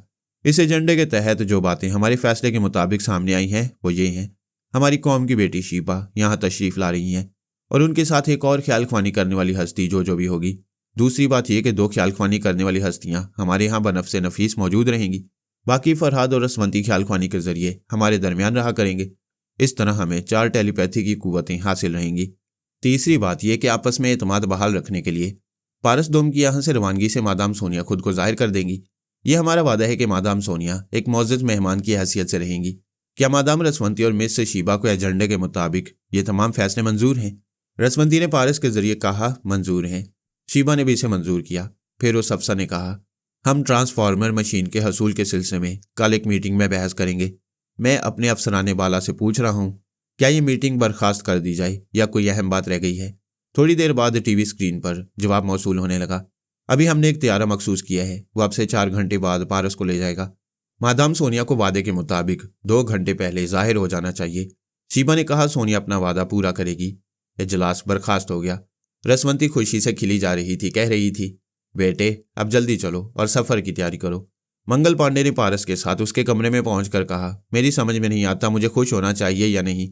इस मीटिंग से पहले मैं अपने मुल्क वापस जाना चाहता था, मगर तुमने मुझे औरतों में उलझा दिया। वो दोनों मुस्कुरा कर बातें कर रही थीं। उन्होंने मुझे अपने फ़ोन नंबर भी दिए हैं और वादा किया है, मैं जब भी उन्हें बुलाऊंगा उनके साथ कहीं घूमने फिरने की फरमाइश करूंगा, वो फ़ौरन चली आएंगी। पारस ने कहा, हिंदुस्तान में तुम्हारी एक नहीं 2 बीवियां हैं। वो ज़रा हिचकिचाते हुए बोला, अब मैं आपको क्या समझाऊं? ज़्यादा बातें ना करो, पेरिस चलने की तैयारी करो। मैं मानता हूं पेरिस में आपकी मामा और पापा मुझे दिलेरी दिखाने और कारनामे अंजाम देने का मौका देंगे, लेकिन हम इसराइल आ गई हैं। यहाँ भी मेरा एक आध कारनामा हो जाता तो शोहरत में इजाफा ही होता। तुम्हें इतना ही शौक है तो मेरे साथ ना जाओ, दूसरा पारस आ रहा है, उसके साथ रहो और कारनामे अंजाम देते रहो। वो खुश होकर बोला, दरअसल मैं यही चाहता हूँ। देखो ना, मैं अचानक चला जाऊंगा तो वो बेचारियां बहुत मायूस होंगी। रसवंती और शीबा इस दौरान तमाम जिम्मेदार अफसरान के दिमागों में जाती रहीं। चुपचाप मालूम करती रहीं कि पारस को वहां से रवाना करने के सिलसिले में क्या किया जा रहा है। दोनों को ख्याल ख्वानी के जरिए इत्मीनान हो रहा था। पारस के लिए सचमुच तैयारा मखसूस कर दिया गया। ठीक 2 घंटे पहले शीबा ने एक जिम्मेदार अफसर से कहा, सोनिया सीवी होटल के वेटिंग रूम में इंतजार कर रही है, उसके लिए गाड़ी भेज दें। क्या हम मादाम को पहचान सकेंगे? जी हाँ, वो अपने असली रूप में है। सोनिया उस होटल के वेटिंग रूम में बैठी खिड़की के पार समुंदर का नजारा कर रही थी। थोड़ी देर बाद 4 गाड़ियां होटल के सामने आकर रुकी। वो खिड़की से देख रही थी, उनमें कोई फौजी गाड़ी नहीं थी। आने वाले बहुत ही उम्दा लिबास में थे और बड़े ही मुहज्जब नजर आते थे। उन्होंने वेटिंग रूम में आकर सोनिया को पहचान लिया। अदब से खड़े होकर कहा, मादाम, हम आपको खुश आमदीद कहती हैं। सोनिया ने उठकर इन लोगों से मुसाफिया किया, फिर उनके साथ आकर कार की पिछली सीट पर बैठ गई। वो कार सिर्फ उसके लिए मखसूस थी। एक ड्राइवर इसे चला रहा था। आगे पीछे गाड़ी में उसके मेजबान थे। उसे किसी दूसरी कोठी में पहुंचाया गया। सोनिया ने वहां दाखिल होते हुए पूछा, क्या पारस यहाँ है? जी नहीं, वह दूसरे बंगले में है। आपने हमें बहुत कम वक्त दिया है। मास्टर पारस की रवानगी को अब 1.25 घंटे रह गए हैं और आपसे बहुत सी अहम बातें करना है। वो एक बड़े से ड्राइंग रूम में आकर बैठ गई। एक शख्स ने कहा, हमारे दरमियान अभी एतमाद की फिजा बहाल हो रही है, लेकिन मुकम्मल एतमाद कायम नहीं हुआ है, इसलिए आप हमारी बात का बुरा ना माने। हमारे माहिरीन आपको चेक करना चाहती हैं। ये मालूम करना चाहते हैं कि आप अपने असली रूप में हैं या मेकअप में कोई और है। सोनिया ने मुस्कुराते हुए कहा, मैं सामने बैठी हूँ, जिस तरह इत्मीनान करना चाहती हैं कर लें। वैसे आज से पहले भी डमी फरहाद और डमी शीबा को अच्छी तरह चेक किया गया था और तुम्हारे माहिरीन ने यह रिपोर्ट दी थी कि प्लास्टिक सर्जरी का मेकअप नहीं है। उस वक्त तक 2 माहिरीन कमरे में आ गए थे। उनमें से एक ने कहा, आप दुरुस्त फरमाती हैं, प्लास्टिक सर्जरी इतनी एडवांस हो चुकी है कि अब प्लास्टिक और इंसानी खाल के रेशों में तमीज़ करना बहुत दुश्वार हो गया है। फिर भी हम अपनी तसल्ली कर लेना चाहते हैं। वो अपने हालात निकालकर सोनिया के चेहरे का बगौर मुआयना करने लगे। चंद लम्हे बाद एक ने ज़रा झिझकते हुए कहा, मादाम, आपको ज़रा तकलीफ होगी। मैं जानती हूँ आप मेरे चेहरे की थोड़ी सी जिल्द काटना चाहती हैं, मैं इसके लिए तैयार हूँ। वाकई आप हौसले वाली औरत हैं और हमसे भरपूर ताउन कर रही हैं। एक माहिर ने तेज धार का आला निकाला, फिर सोनिया के दाएं कान के नीचे से ज़रा सी जिल्द काट कर निकाली, फिर उस जगह की मरहम पट्टी कर दी। इसके बाद वो दोनों वहां से चले गए। सोनिया के आसपास बैठे हुए लोगों में से एक ने पूछा, मादाम, आप यहाँ आने के बाद कहाँ वक्त गुजार रही हैं? जो वक्त गुजर चुका है उसके बारे में सवाल न किया जाए। मैं जहाँ भी थी ये मेरा ज़ाती मामला है। अब आपके दरमियान हूँ और खुली किताब की तरह हूँ। अभी मेरी सच्चाई साबित हो जाएगी। आधे घंटे के अंदर ही दोनों माहिरीन ने रिपोर्ट दी कि चेहरे पर प्लास्टिक सर्जरी नहीं है। ये मादाम सोनिया का असली चेहरा है। वहाँ जो बातें हो रही थीं और रिपोर्टें सुनाई जा रही थीं, दूसरी तरफ भी आला अफसरान बैठे सुन रहे होंगे। यकीनन वो उलझ गए होंगे। इतनी मुकम्मल रिपोर्ट मिलने के बाद भी भरोसा करने के लिए तैयार नहीं होंगे, क्योंकि बहुत पहले सज्जाद के चेहरे का भी इसी तरह मुआयना किया गया था। उसके चेहरे की जिल्द को भी काटकर मेडिकल रिपोर्ट हासिल की गई थी कि उसमें प्लास्टिक सर्जरी शामिल नहीं और ये असली चेहरा है। ये रिपोर्ट हासिल करने के बाद वहां बैठे हुए अफराद उठकर चले गए। सोनिया उस ड्राइंग रूम में तन्हा रह गई। 5 मिनट के बाद ही उसे कदमों की आवाज़ें सुनाई दी। उसने खिड़की का पर्दा हटाकर देखा। इस कोठी के चारों तरफ मुसल्लह फौजी फैल रहे थे और ड्यूटी देने के लिए अपनी अपनी जगह अलर्ट हो गए थे। फिर दरवाजे पर दस्तक सुनाई दी। सोनिया ने पलट कर कहा, कम इन। दरवाज़ा खुला और एक फौजी जवान नजर आया। उसने कहा, मादाम सोनिया, हमें अफसोस के साथ कहना पड़ता है मास्टर पारस का त्यारा सुबह से पहले परवाज नहीं कर सकेगा। कुछ मसाइल हल तलब रह गई हैं। इस मकसद के लिए एक हंगामी इजलास मुनक्किद हो रहा है। हम आपके जरिए मिस्टर फरहाद, मादाम रसवंती और मिस शिबा से इस इजलास में शरीक होने की दरख्वास्त कर रही हैं। आपसे भी दरख्वास्त है कि हमारे साथ तशरीफ़ ले चलें। सोनिया आगे बढ़ी। वो पलट कर जाने लगा। कमरे के बाहर आगे पीछे 4 मुसल्लह जवान खड़े हुए थे। सोनिया उनके दरमियान चलते हुए एक बड़े से हॉल में पहुंची, जहां वही अफराद नजर आ रहे थे जो उसके साथ ड्राइंग रूम में बैठे थे। वो एक आरामदेह कुर्सी पर बैठ गई। अफसर ने अपनी जगह सोचकर कहा, मादाम सोनिया, आपकी आमद हमारे लिए बायसे मुसर्रत भी और बायसे परेशानी भी। हमारे माहिरीन की रिपोर्ट से साबित हो चुका है आप मादाम सोनिया हैं। लेकिन इससे पहले हम कई बार ऐसी रिपोर्टों से धोखा खाते रहे हैं। क्या आपकी दानिश में ऐसा और कोई तरीका है जिससे आपको सोनिया साबित कर सकें? वो इनकार में सर हिलाकर बोली, अब तक दुनिया की बेशुमार छोटी बड़ी बीमारियों का इलाज दरियाफ्त हो चुका है, लेकिन शक का कोई इलाज अब तक दरियाफ्त नहीं हो सका। क्या आपके टेलीपैथी जानने वाले मौजूद हैं? हाँ, मौजूद हैं। क्या इससे पहले डमी सोनिया और डमी फरहाद को यहाँ भेजकर हमें धोखा नहीं दिया गया? हम उसी वक्त धोखा देते हैं जब हमसे दुश्मनी की जाती है। जिस दौर की आप बात कर रहे हैं उस दौर में जो सलूक आप लोगों की तरफ से हुआ, जवाबन हमने भी वही तरीका कार इख्तियार किया। अफसर ने कहा, आज भी हमारा तरीका दोस्ताना नहीं था। हमने जबरन पारस को अगवा किया और यहाँ ले आए। क्या जवाबन हमें धोखा देने की कोशिश नहीं की जा रही है? खुदा बेहतर जानता है हमने अब तक कोई धोखा नहीं दिया है और ना ही ऐसा कोई इरादा है। हाँ, आपका रवैया बदला तो फिर हम ज़रूर सोचेंगे। क्या आप खुदा को हाजिर व नाजिर जानकर ये सच सच बता सकती हैं कि असल पारस कौन है?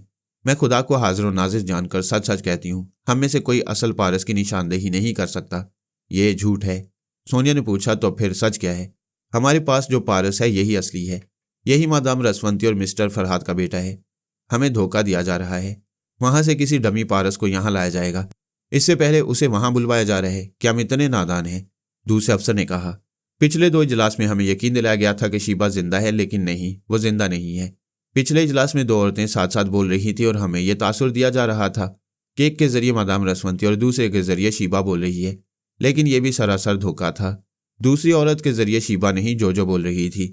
सोनिया ने कहा, आप लोगों ने जोजो को देखा नहीं है, शारपर की जुबानी शायद कुछ सुना हो।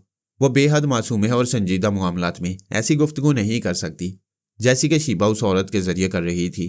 चलो हम मान लेते हैं वो जोजो नहीं थी, लेकिन मोरीना जरूर थी, क्योंकि मोरीना फरहाद के कब्जे में है। सोनिया ने कहा, ताज्जुब है। पिछले इजलास में जब शीबा उस औरत के जरिए बोल रही थी तो उसकी एक एक बात पर आप तालियां बजा रहे थे, खुशी के नारे लगा रहे थे। उस वक्त आपने एतराज़ क्यों नहीं किया? एक ने जवाब दिया, हम बहुत ज़्यादा खुशफहमी में मुब्तला हो गए थे। हमें शीबा के जिंदा रहने की खबर मिली तो हम दीवाने हो गए। हमें इस बात पर फख्र होने लगा कि हमारी कौम की टेलीपैथी जानने वाली बेटी यहाँ आ गई है और इस वक्त हमसे मुखातिब है। लेकिन इजलास के बाद हमारे आला अफसरान ने यह नुक्ता उठाया कि दूसरी औरत के जरिए शीबा नहीं, जोजो बोल रही थी, और अगर जोजो नहीं तो फिर मोरीना बोल रही थी। सोनिया ने पूछा, आपको कैसे यकीन आएगा कि शीबा जिंदा है? दूसरे ने जवाब दिया, हमारे पास कोई ऐसी कसौटी नहीं है, कोई ऐसी एक्सरे मशीन नहीं है जिसके जरिए हम असल शीबा को पहचान सकें। आप लोगों ने अपनी अपनी डमियां भेजकर माजी में इतने फ़रेब दिए हैं कि अब यकीन करने का सवाल ही पैदा नहीं होता। सोनिया आराम से सीट की पोश्ते से लग गई, फिर बोली, इसका मतलब है तुम लोगों में पहले से बेयकीनी थी। जब मैंने खुद को जाहिर कर दिया तो ये बेयकीनी जाहिर कर रहे हो। हमारे दरमियान जो दोस्ती कायम होने वाली थी अब उसे मशकूक बना रहे हो। मादाम, दोस्ती यूं ही नहीं हो जाती, इसके लिए अपना खून बहाकर भी एतमाद कायम करना पड़ता है, और एतमाद के बगैर कोई रिश्ता पायदार नहीं रह सकता।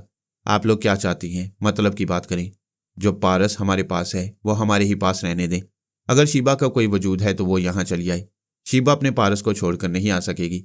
वहां बैठे हुए कई लोग हंसने लगे। एक ने कहा, यह कैसी बचकाना बात है, शीबा की शादी नहीं हुई, उसने किसी बच्चे को जन्म नहीं दिया, और ऐसी ममता कि उसे छोड़कर नहीं आएगी। मादाम सोनिया, आपकी जुबान से ये बच्चों जैसी बातें जेब नहीं देती। दूसरे शख्स ने कहा, चलिए हम इस पर बहस नहीं करेंगे कि शीबा जिंदा है या नहीं। अगर जिंदा है तो वो अपने बेटे पारस के साथ जहां है वहीं आराम से रहे। ये चूंकि मादाम रसवंती का बेटा है और हमारे पास है, इसलिए शीबा की जगह मादाम रसवंती यहाँ आ जाएं और अपने बेटे के साथ रहें।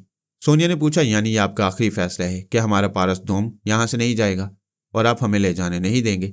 ये जोर ज़बरदस्ती वाली बात होगी और हम ऐसी बात नहीं कह सकते। हम दोस्ती करना चाहते हैं। दोस्ती का लफ्ज़ तुम लोगों की ज़ुबान से जेब नहीं देता।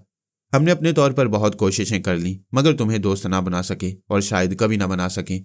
शीबा ने एक औरत के जरिए कहा, मैं शीबा हूँ। तुम लोगों की यकीन ना करने के बावजूद खुदा के फजलो करम से जिंदा सलामत हूँ। दोस्ती के लिए फरहाद और उसकी साथी औरतों के दिल कितने खुशादा हैं ये तुम जैसे तंग दिल और तंग नज़र नहीं समझ सकते। इन्होंने मुझे राजी खुशी तुम्हारे पास भेज देने का फैसला किया ताकि मैं अपनी कौम के साथ रहूं, अपने वतन की खिदमत करूं और यहाँ रहकर आपस में दोस्ती और इत्तेहाद को मजबूत करती रहूं। लेकिन तुम लोगों ने यह साबित कर दिया कि यहूदी कभी मुसलमानों के अच्छे दोस्त नहीं हो सकते। ये मुसलमानों ने साबित किया है कि वो हमारे दोस्त नहीं बन सकते, उनमें से एक ने कहा। शीबा ने पूछा, क्या मुसलमानों ने तुम्हारे किसी बच्चे को अगवा किया है और उसे यरगमाल बनाकर तुम्हें मजबूर कर रही हैं कि उनके दोस्त बन जाओ? तुम चोरी भी करते हो, सीना जोरी भी करते हो। रसवंती ने दूसरी औरत के जरिए कहा, अगर तुम्हारी नीयत साफ होती और इरादे नेक होते तो मेरे बेटे को अगवा न करते, किसी और मुल्क की जमीन पर हमसे मुलाकात करते, तुम एक बार दोस्ती के लिए हाथ बढ़ाते, हम अपने कदमों से चलकर तुम्हारे पास चले आते। लेकिन तुमने जारहाना इक़दाम किया है। ये मत सोचो कि मेरे बेटे को यरगमाल बनाकर हमें मजबूर कर दोगे। खुदा की कसम, अगर उस पर जरा भी आंच आई तो आहनी दीवारों के पीछे बैठे हुए तुम्हारे अफसराने बाला में से कोई नहीं बचेगा। मैं तुम लोगों को सिर्फ 6 घंटे की मोहलत दे रही हूँ। 6 घंटे बाद हम तुम्हारे यूरेनियम के जखीरे और एटमी प्लांट को तबाह करके रख देंगे। तुम्हारी बहरी, बर्री और फिजाई फौज का कोई राज नहीं रहेगा। सारी दुनिया ये तमाशा देखेगी कि एक मुल्क की फौज आपस में किस तरह लड़ती है। तुम्हारी फौजें एक दूसरे से लड़कर खुद ही तबाह बर्बाद हो जाएंगी। एक अफसर ने कहा, हम तस्लीम करते हैं, ऐसा हो सकता है। पहले सिर्फ एक टेलीपैथी की ताकत थी, एक फरहाद अली तैमूर था। अब मोरिना और जोजो समेत तुम्हारे पास 5 टेलीपैथी की कुव्वतें हैं। तुम इतनी धमकियां इसलिए दे रही हो कि हम दहशतज़दा होकर फौरन ही पारस को आज़ाद कर दें। लेकिन तस्वीर का दूसरा रुख भी देखें। अगर हमने उसे आज़ाद ना किया, अगर हमने अपनी तबाही और बर्बादी का इंतकाम तुम्हारे बेटे से लिया, अगर सोनिया को भी हलाक कर दिया, तब क्या होगा? क्या पारस से ज़्यादा अजीज रिश्ता कोई और है? मैं मानती हूँ पारस हमारी जान है, जिंदगी है, हम सबका लाडला है। हम उसके बदन पर एक हल्की सी खराश भी बर्दाश्त नहीं कर सकते, फिर उसकी हलाकत कैसे बर्दाश्त करेंगे? लेकिन मैं माँ हूँ। जब से मैंने बेटे को जन्म दिया है तब से उसे एक हाथ से एक दूसरे हाथ अगवा होते देख रही हूँ। कभी वो मेरी गोद में मुस्तकिल नहीं रहा। मैं उसकी जुदाई का जख्म आज तक सहती आ रही हूँ। अगर खुदा को यही मंजूर है कि मेरा बेटा तुम्हारे हाथों मारा जाए तो मैं अल्लाह की रजा पर राजी हूँ। उसकी जुदाई का दुख सारी जिंदगी झील लूंगी, मगर तुम्हारी कौम मिट्टी में मिल जाएगी। मेरी इस बात को धमकी ना समझो। 6 घंटे बाद यहाँ क़यामत आने वाली है। मोरिना मेरी हदायत पर अमल कर रही थी। मेकअप का सामान खरीदकर होटल के कमरे में आ गई थी। दरवाज़ा बंद करने के बाद बड़े से आईने के सामने बैठ गई। मेकअप का सामान निकालकर सामने रख रही थी। मैं उसे बता रहा था कि कौन सी चीज़ किस वक्त इस्तेमाल करना है और किस तरह इस्तेमाल करना है। वो बाथरूम में गई। मुंह हाथ अच्छी तरह धोने के बाद तौलिए से खुश्क करके आईने के सामने बैठ गई। इसके बाद मेरी हदायत के मुताबिक मेकअप करने लगी। उसने पूछा, शारपर की तबीयत कैसी है? अब वह इस दुनिया में नहीं है। वह मेकअप करते करते रुक गई। आईने में हैरत से देखते हुए बोली, क्या वाकई? लेकिन वो तो सेहतमंद था, एक दिन की बीमारी से कैसे मर गया? टेलीपैथी बीमारी नहीं, बला है, हम सबको मारती रहती है। हम में से कुछ लोग मर जाते हैं, कुछ मरने के लिए रह जाती हैं। तुम कहना चाहते हो टेलीपैथी सीखने वाले जल्दी मर जाती हैं? हाँ, आम आदमी का पीछा मौत करती है। टेलीपैथी जानने वालों का पीछा सिर्फ मौत नहीं, दुनिया जहान के दुश्मन भी करते रहती हैं, इसलिए जल्द मौत आ जाती है। तुम मुझे डरा रहे हो? अगर ऐसी बात है तो तुम एक अरसे से किस तरह जिंदा हो? हमारे साथ कातबे तकदीर की मेहरबानी है। हम तदबीर करते हैं, तकदीर साथ देती रहती है। वो कैसे मर गया? अपनी गलत हिकमत अमली की वजह से। वह सिर्फ जिंदा रहने की ख्वाहिश करता था, मगर जिंदा रहने की तदबीर नहीं कर सकता था। एस मास्टर के पास पहुंचकर उसे भी ट्रांसफार्मर मशीन के जरिए टेलीपैथिक इल्म सिखाना चाहता था। अगर मैं उसे ढील देता तो टेलीपैथी जानने वाले बहुत बड़े दुश्मन का इजाफा हो जाता, लिहाजा मैंने उसे ख़त्म कर दिया। वो सहम कर बोली, एस मास्टर मेरे पीछे पड़ गए। अगर वो मुझे अगवा करेगा तो क्या तुम मुझे भी मार डालोगे? तुम्हें मारना होता तो यहाँ बचाने की फिक्र न करता। जो मेरे अपने और मुझसे मोहब्बत करते हैं, मैं उनके लिए जान की बाजी लगा देता हूँ। तुम मेरे लिए पराई नहीं हो। तुम गुलाम बाकी से मोहब्बत करती हो और गुलाम बाकी मुझसे मोहब्बत करता है। जब तक मोहब्बत का ये सिलसिला सच्चाई और वफादारी से कायम रहेगा, हम तुम्हें दुश्मनों के हाथों में पहुंचने के बाद भी नहीं मारेंगे। तुम्हें वहां से सही सलामत निकाल लाने की हर मुमकिन कोशिश करेंगे। वो परेशान होकर बोली, मैंने क्या इल्म सीख लिया है? यह तो मेरे लिए मुसीबत बन गया है। मैं कह चुका हूँ, यह सबके लिए मुसीबत बन जाता है। वह सर्द आह भरकर बोली, मैं अपनी बहन को बहुत चाहती हूँ। उसे भी दुश्मनों से महफूज रखने के लिए ये इल्म सिखा दिया। पता नहीं वो कहाँ है और किस हाल में है। जब तक वो जहानत से काम लेती रहेगी, अपने इल्म को छुपा कर रखेगी, दूसरों पर जाहिर नहीं करेगी, उस वक्त तक महफूज रहेगी। मैंने बड़ी गलती की। तरमीमी अमल के जरिए उसके लहजे को अपने दिमाग से भुला दिया। अगर याद होता तो उसे होशियार रहने के लिए कहती। ये तुमने दानिशमंदी का सबूत दिया था। अच्छा हुआ कि उसके लब लहजे को भूल गई हो। याद करोगी तो कोई दुश्मन टेलीपैथी जानने वाला तुम्हारे जरिए तनाना तक पहुंच जाएगा। वो सोचती रही और मेरी हदायत के मुताबिक मेकअप करती रही। फिर उसने पूछा, क्या दूसरे तनवीमी अमल के जरिए पहले तनवीमी अमल का तोड़ हो सकता है? बेशक हो सकता है, जैसा कि मैंने गुलाम बाकी और शारपर पर किया है। लेकिन जिस पर पहले तनवीमी अमल किया गया हो वो या तो बीमार हो या किसी न किसी तरह एसाबी कमजोरियों में मुब्तला हो। मैंने गुलाम बाकी को एसाबी कमजोरी में मुब्तला किया था और शारपर तो खुद ही बीमार पड़ा हुआ था। उन दोनों को अपना मामूल बनाने और बहराम का तिलिस्म तोड़ने में मुझे दुश्वारी पेश नहीं आई। क्या एक तनवीमी अमल करने वाला मेरे दिमाग से तनाना की आवाज़ और लब लहजे को मालूम कर सकता है? जब तक तुम दिमागी और जिस्मानी तौर पर सेहतमंद रहोगी, कोई तुम पर तनवीमी अमल नहीं कर सकेगा। फिर यह कि बर्नार्ड सलैनी ने तुम्हारे दिमाग को अच्छी तरह लॉक किया है। कोई टेलीपैथी के जरिए वहां नहीं पहुंच सकेगा। तुम फिलहाल हर तरह से महफूज हो। तुम्हें अभी छुपा कर रखने का मसला है, इसीलिए ये रूप बदला जा रहा है। तुम्हें कुछ अदाकारी भी करनी होगी। अपना लहजा बदल कर दूसरों से बोलना होगा। तुम्हें सूरत शक्ल से और आवाज़ और लबो लहजे से अच्छे खासे लोग पहचानती हैं। वो सोच के जरिए बातें कर रही थी। हैरानी से आईने में देखती हुई खुश होकर बोली, ओ गॉड, मैं तो बिल्कुल ही बदल गई हूँ। चेहरा कुछ से कुछ हो गया है। अब मुझे मेकअप करना आ गया है। चूंकि वो अनाड़ी थी इसलिए मेकअप में 2 घंटे लग गए। वो खड़ी हो गई, जरा दूर जाकर आईने में देखते और हंसते हुए बोली, मैं खुद को पहचान नहीं रही। ओह, कितना अच्छा लग रहा है। अपने अंदर छुप गई हूँ, अपने आप से आंख मचोली खेल रही हूँ। मैंने मुस्कुराते हुए कहा, फौरन लिबास तब्दील करो, मैं जा रहा हूँ, 15 मिनट के बाद आऊँगा। उसने लिबास तब्दील करने के लिए दिमाग के दरवाजे बंद कर लिए। मैंने मास्क मैन को मुखातिब किया। उसने खुश होकर पूछा, हेलो फरहाद साहब, फरमाइए कैसे याद किया? आपको तमाम हालात का इल्म है, मैंने कहा। इसराइल में जो कुछ हो रहा है वो मुझे मालूम है। यहाँ अमेरिका में आपकी भागदौड़ समझ में नहीं आ रही है। यहाँ ट्रांसफार्मर मशीन का चक्कर है। आपको ये सुनकर अफसोस होगा कि वो मशीन सुपर मास्टर के हाथ लग गई है। मास्क मैन को ज़बरदस्त शौक पहुंचा। वो परेशान होकर बोला, ओ नो, ये तो बहुत बुरा हुआ। वह मशीन हासिल करने के बावजूद उसे अपने फ़ायदे के लिए इस्तेमाल नहीं कर सकेगा। क्यों नहीं कर सकेगा? इसके लिए किसी टेलीपैथी जानने वाले की ज़रूरत है, जिसके दिमाग से ये इल्म वो अपने दिमाग में मुंतकिल करा सके। मैंने शार्पर को ख़त्म कर दिया है। वो खुश होकर बोला, ओह थैंक्स गॉड। उसने तो नाक में दम कर दिया था, आखिर अपने अंजाम को पहुंच गया। इस मशीन के मुतल्लिक ज़रूरी बातें याद रखो। 3 अफराद इस मशीन को ऑपरेट करना जानती हैं। एक मैं, दूसरी मोरिना, तीसरा आर्मर जो आपकी कैद में है। हम तीनों में से कोई भी एस मास्टर के हाथ लगेगा तो वो पहली फुर्सत में ये इल्म हासिल कर देगा। यह अच्छा ही हुआ कि मैंने अब तक आर्मर को कैद में रखा है। उसे अपना कैदी बनाकर न रखें, मेहमान बनाकर रखें। उसे हर तरह का ऐशो आराम मिलना चाहिए। सिर्फ इतनी एहतियात रखें कि जहाँ उसे रखा जाए वहाँ परिंदा भी पर न मार सके। मैं ऐसे इंतजामात कर चुका हूँ। आपकी सिफारिश पर उसे ज़्यादा से ज़्यादा सहूलतें दूंगा। मशीन के बारे में दूसरी बात सुनिए। एस मास्टर तजुर्बाकार मैकेनिक और माहिरीन के जरिए उसे ऑपरेट करने का तरीका मालूम कर सकता है। जब मशीन का तजुर्बा किया जाएगा, एक एक पुर्जे को समझा जाएगा, उसके फंक्शन के मुतालिक मालूम होगा तो तरीका भी मालूम हो जाएगा। इसमें कुछ वक्त लगेगा, बहरहाल उसे मशीन ऑपरेट करना आ जाएगा। ये बात तशवीशनाक है। इस सिलसिले में तीसरी बात यह है कि उसके पास कोई टेलीपैथी जानने वाला नहीं है। आर्मर आपके पास है, मोरिना और जोजो मेरे पास हैं। बाकी रसवंती और शीबा खुद अपनी हिफाजत करना जानती हैं। वह बात सुनते हुए अपनी जगह से उठकर बेचैनी से टहलने लगा। उसके अंदर खलबली पैदा हो गई थी, क्योंकि वो एक सुपर पावर था। उसके मुकाबले में एक सुपर पावर टेलीपैथी का इल्म हासिल करने वाला था। अगर ऐसा हो जाता तो वो मास्क मैन से कई गुना बरतर और ताकतवर हो जाता। सबसे अहम बात यह कि ख्याल ख्वानी के जरिए रफ्ता रफ्ता सुरंग बनाता हुआ मास्क मैन के मुल्क के एक एक राज तक पहुंच सकता था। वह परेशान होकर बोला, फरहाद कुछ करो। वो मशीन उसके पास नहीं रहना चाहिए। मैं इसीलिए अमेरिका में हूँ। फिलहाल हमें मोरिना को छुपा कर रखना है। अभी वो मेकअप में है, गेटअप चेंज कर दिया है। अब मुझे एक खुफिया पनाहगाह की ज़रूरत है जो आप ही के जरिए हासिल हो सकती है। ये कोई बड़ी बात नहीं। मेरे पास महफूज और बेहतरीन खुफिया पनाहगाहें हैं। सुपर मास्टर का ध्यान भी कभी उधर नहीं जाएगा। मैं ऐसी ही किसी पनाहगाह में मोरिना को छुपा देना चाहता हूँ। मैं बॉस को हुक्म दे रहा हूँ, वो आपके हर हुक्म की तामील करेगा, आपको मुख्तलिफ पनाहगाहों तक पहुँचाएगा। जो जगह पसंद हो वहाँ मोरिना को छुपा दें। मास्कमैन, इस सिलसिले में एक बात का तस्फिया अभी हो जाना चाहिए। आप क्या चाहती हैं? हम मशीन के मामले में एक दूसरे से इख्तलाफ रखती हैं। वो मशीन जिसके भी हाथ आएगी वो किस्मत का धनी होगा। दूसरे मामलात में हम दोस्त हैं और दोस्त रहेंगे। लिहाजा मोरिना को जहाँ भी छुपा कर रखूँ उसे आप अगवा नहीं करेंगे और किसी दूसरी जगह मुझसे छुपा कर नहीं रखेंगे। आप कैसी बातें कर रही हैं? मैं कभी आपको धोखा नहीं दूंगा।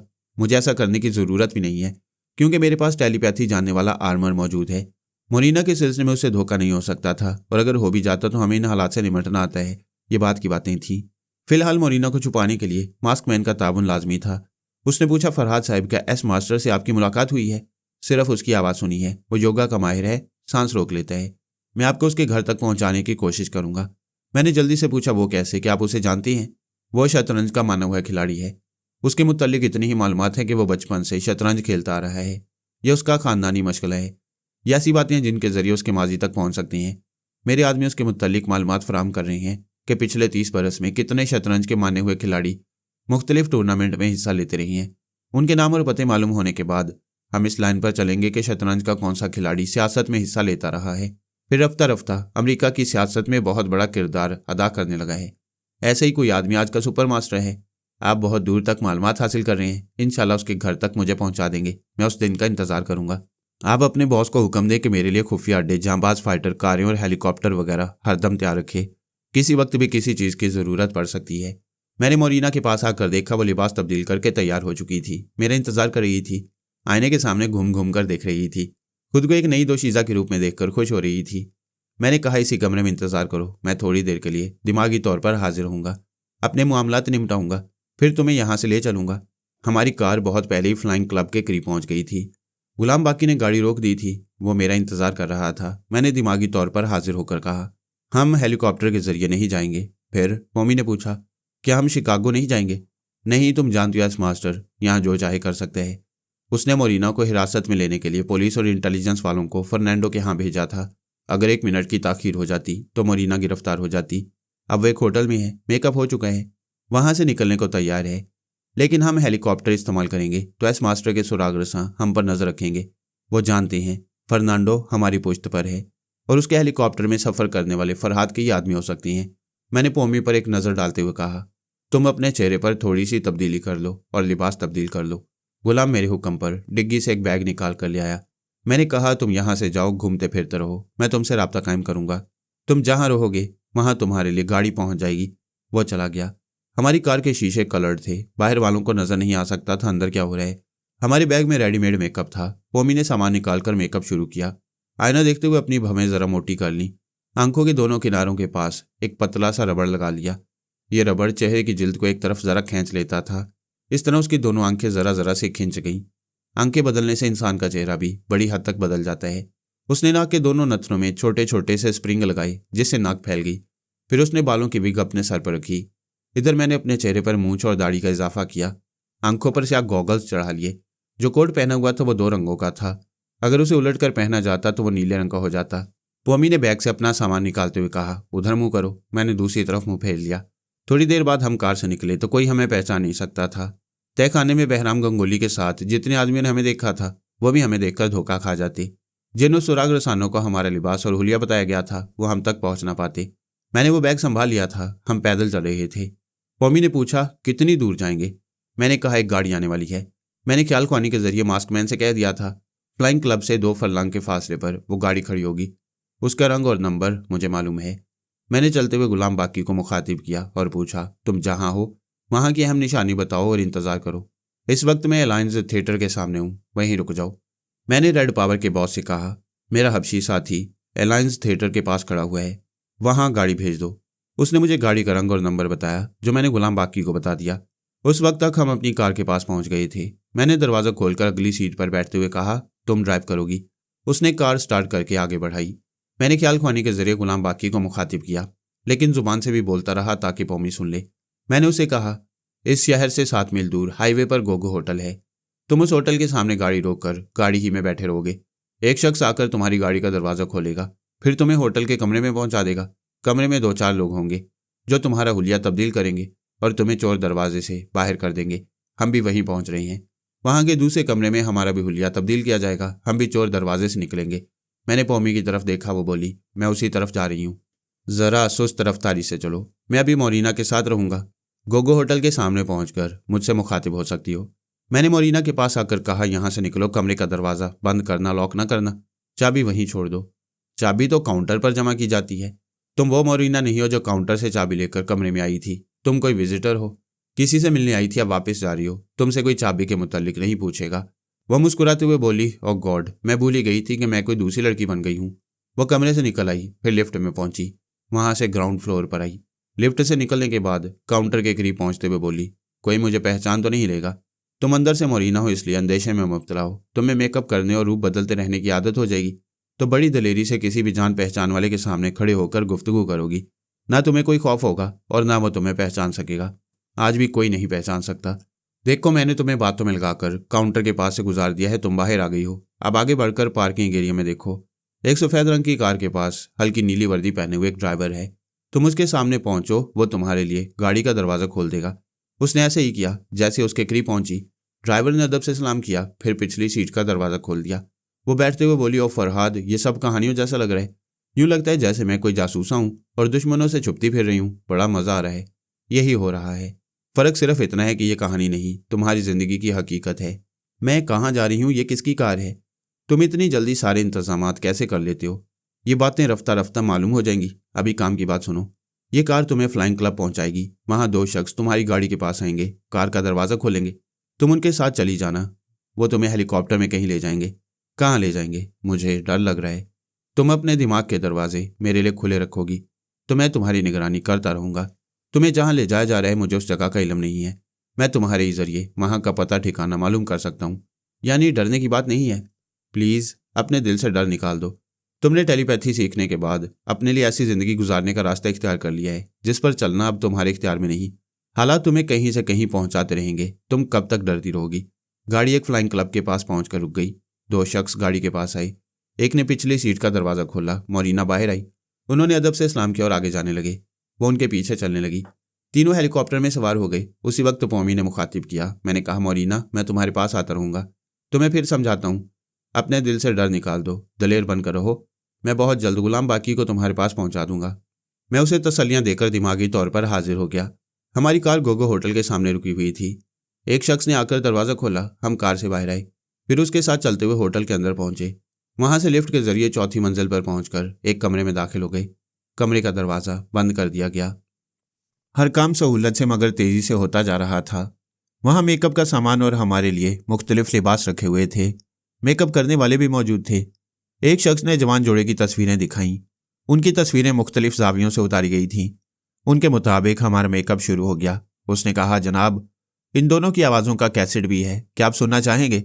थोड़ी देर बाद सुनूंगा, फिर इनके मुतालिक सब कुछ मालूम कर लूँगा। तुम जो कुछ जानते हो वो बताओ। उसने बताया। लड़की का नाम एना मेरिया है और जवान का नाम जे वॉल्टर है। ये दोनों केप टाउन के रहने वाले हैं। कल इनकी शादी हुई है। इन्होंने हनीमून मनाने के लिए नियाग्रा आबशार के पास एक कॉटेज रिजर्व कराया था। इनका ताल्लुक रेड पावर से है। हमारे बॉस ने इन्हें न्यूयॉर्क बुला लिया है। जब आप नियाग्रा के कॉटेज में पहुंचेंगे तो उनका मैरिज सर्टिफिकेट और उनसे ताल्लुक रखने वाले तमाम अहम कागजात वहां मौजूद होंगे। मैंने पोमी से कहा, मैं मोरीना की खबर लेता रहूँगा। तुम एना मीरिया की आवाज़ सुनो ताकि उसका लबो लहजा और गुफ्तगू का अंदाज इख्तियार कर सको। मैं बाकी मामलात उसके दिमाग से हासिल कर दूंगा। उस शख्स ने रिकॉर्डर करीब ला कर रखा। उसमें एना मीरिया की आवाज़ का कैसेट लगाया, फिर उसे ऑन कर दिया। मैंने मोरीना के दिमाग में झांक कर देखा। वह हेलीकॉप्टर में सफ़र कर रही थी। मुझे दिमाग में महसूस करके मुस्कुराने लगी। मैंने कहा, तुम्हारी मुस्कुराहट बता रही है दिल से डर निकल गया है। वह बदस्तूर मुस्कुराते हुए बोली, दरअसल मैंने ऐसी ज़िंदगी कभी नहीं गुजारी, कभी सोच भी नहीं सकती थी। ऐसे हालात से दो चार होना पड़ेगा। तुम लोगों की तरह मेरा दिल भी रफ्ता रफ्ता मजबूत हो जाएगा। बाकी कहाँ है? उसका हुलिया भी बदल गया है। वो बहुत जल्द तुमसे मिलेगा। मैंने एक आध बार उसके दिमाग में पहुंचने की कोशिश की। वो सांस रोक लेता है। फिलहाल कोई दुश्मन टेलीपैथी जानने वाला नहीं है, इसलिए तो मैंने भी अपने दिमाग को तुम्हारे लिए आज़ाद छोड़ा हुआ है। फिर वो मेरा रास्ता क्यों रोकता है? वो सिर्फ मेरे कोड वर्ड्स सुनकर दिमाग के दरवाजे खोलता है। मैं उसे समझा देता हूँ, तुम चंद सेकंड बाद उससे सोच के जरिए गुफ्तगू कर सकोगी। मैंने गुलाम बाकी से पूछा, क्या तुम मोरीना को भी दिमाग में नहीं आने देते हो?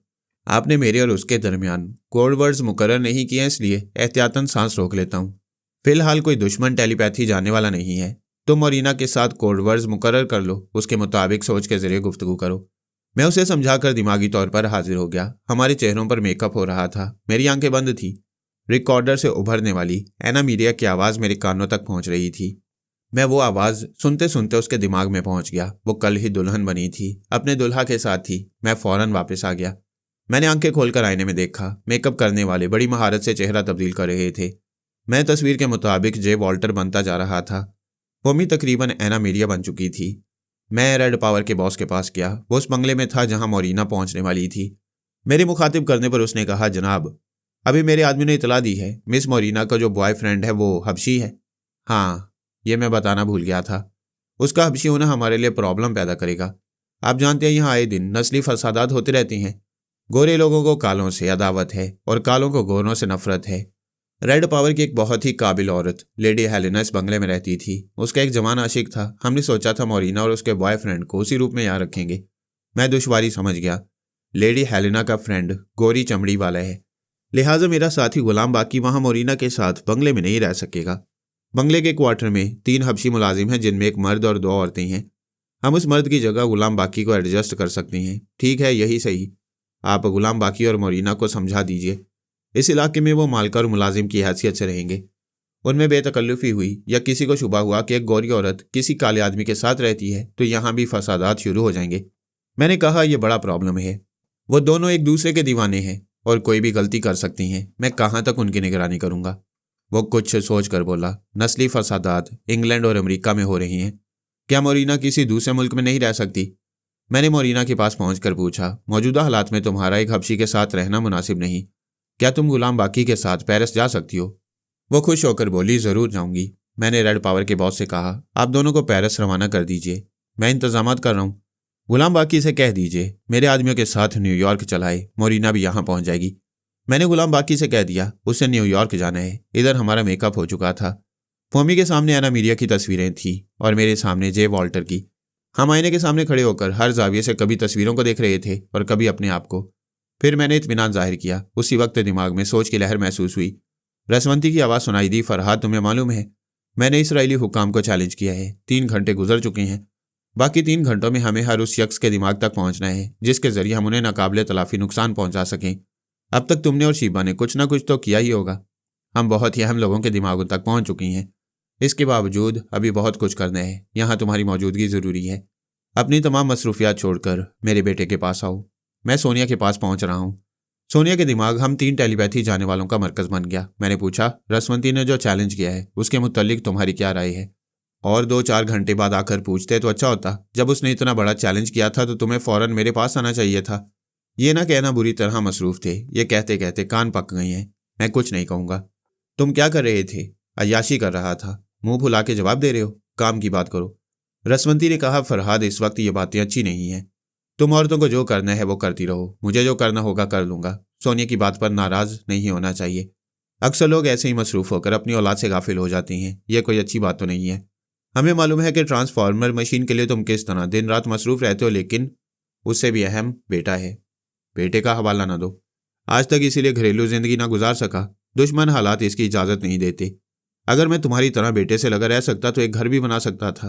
बहरहाल बहस में वक्त ज़ाया ना करो। मेरा ख्याल है मास्कमैन के आदमियों के जरिए तुम और शीबा अहम अफसरान तक पहुंच चुकी हो। हम ऐसा कर चुके हैं, लेकिन सोनिया कहती है 6 घंटे से पहले ही मेरे मुतालबात तस्लीम कर लिए जाएंगे। मेरे बेटे को यहाँ से जाने की इजाज़त दे दी जाएगी। मैंने कहा, ये बड़ी अल्लाह वाली हैं। इनकी पेशन गोइयाँ हमेशा दुरुस्त होती हैं, फिर घबराने की क्या बात है। मेरी बात खत्म होते ही दरवाजे पर दस्तक हुई। सोनिया ने कहा, कम इन।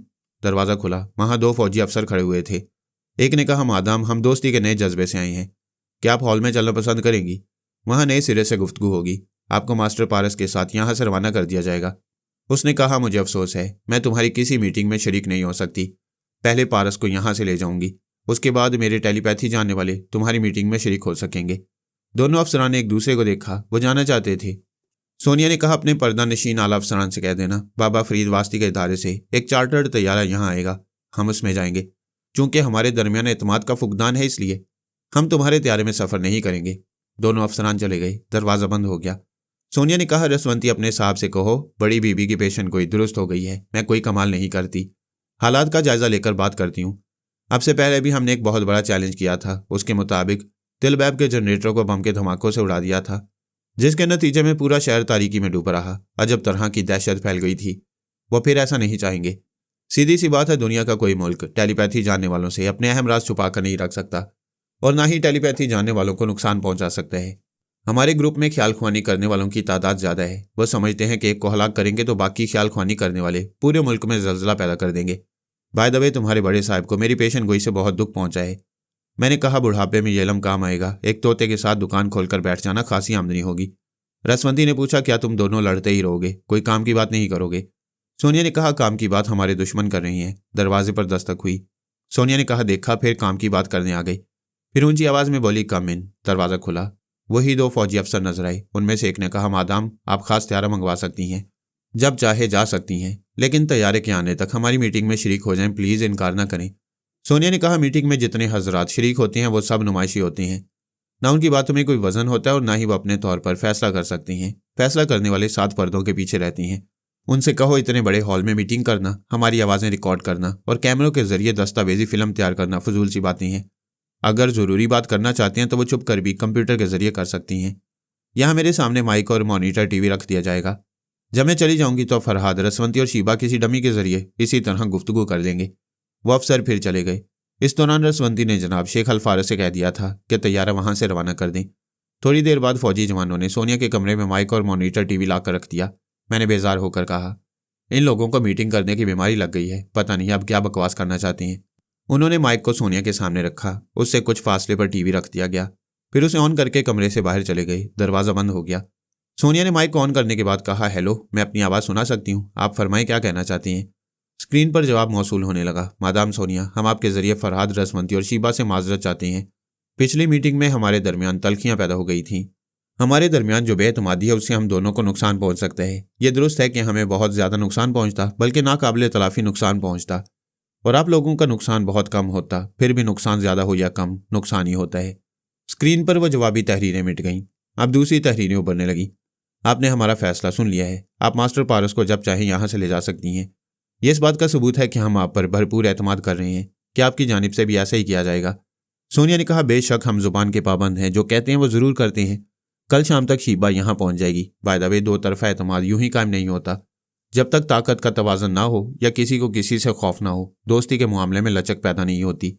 अभी टीवी स्क्रीन सादा था क्योंकि सोनिया बोल रही थी। दूसरी तरफ वो सुन रहे थे। वो कह रही थी, हमारा आपका मामला मुख्तलिफ है। आप ताकत का तवाज़न चाहते हैं, इसलिए पारस को, मुझको और शीबा वगैरह को यहाँ रखना चाहते थे ताकि हम कैदी मेहमान बनकर रहें। हमारे अतराफ इतना सख्त पहरा हो कि हम यहाँ की सरहद पार ना कर सकें और आप अपनी बातें हमसे मनवा सकें। बहरहाल आपने देख लिया, रसवंती जैसी ममता की मारी औरत ने अपने बेटे को कुर्बान कर देने का फैसला कर लिया। मैं भी जान देने को तैयार थी, लेकिन यह ताकत का तवाज़न नहीं था। हम सिर्फ 2 थे और यहाँ तुम्हारी पूरी कौम नीस्त व नाबूद होने वाली थी। लिहाजा आइंदा इस बात को याद रखना कि एतमाद खौफ से पैदा हुआ है, दोस्ताना जज्बे से नहीं। स्क्रीन पर जवाब मौसूल होने लगा। वहाँ लिखा था, आपकी बातें बड़ी तल्ख हैं, मगर हम हकीकत से इनकार नहीं करेंगे। हम इस बात की खुशिया के वादे के मुताबिक कल शाम तक मिस शीबा यहाँ तशरीफ़ लाएंगी।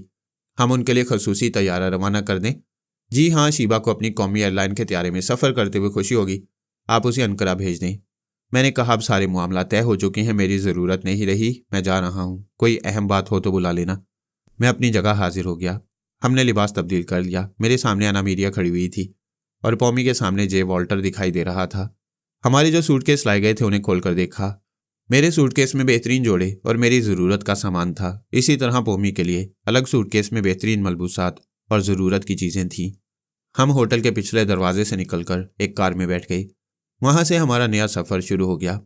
उधर सोनिया को अपने चार्टर्ड तैयारे के लिए 3.5 घंटे तक इंतज़ार करना पड़ा।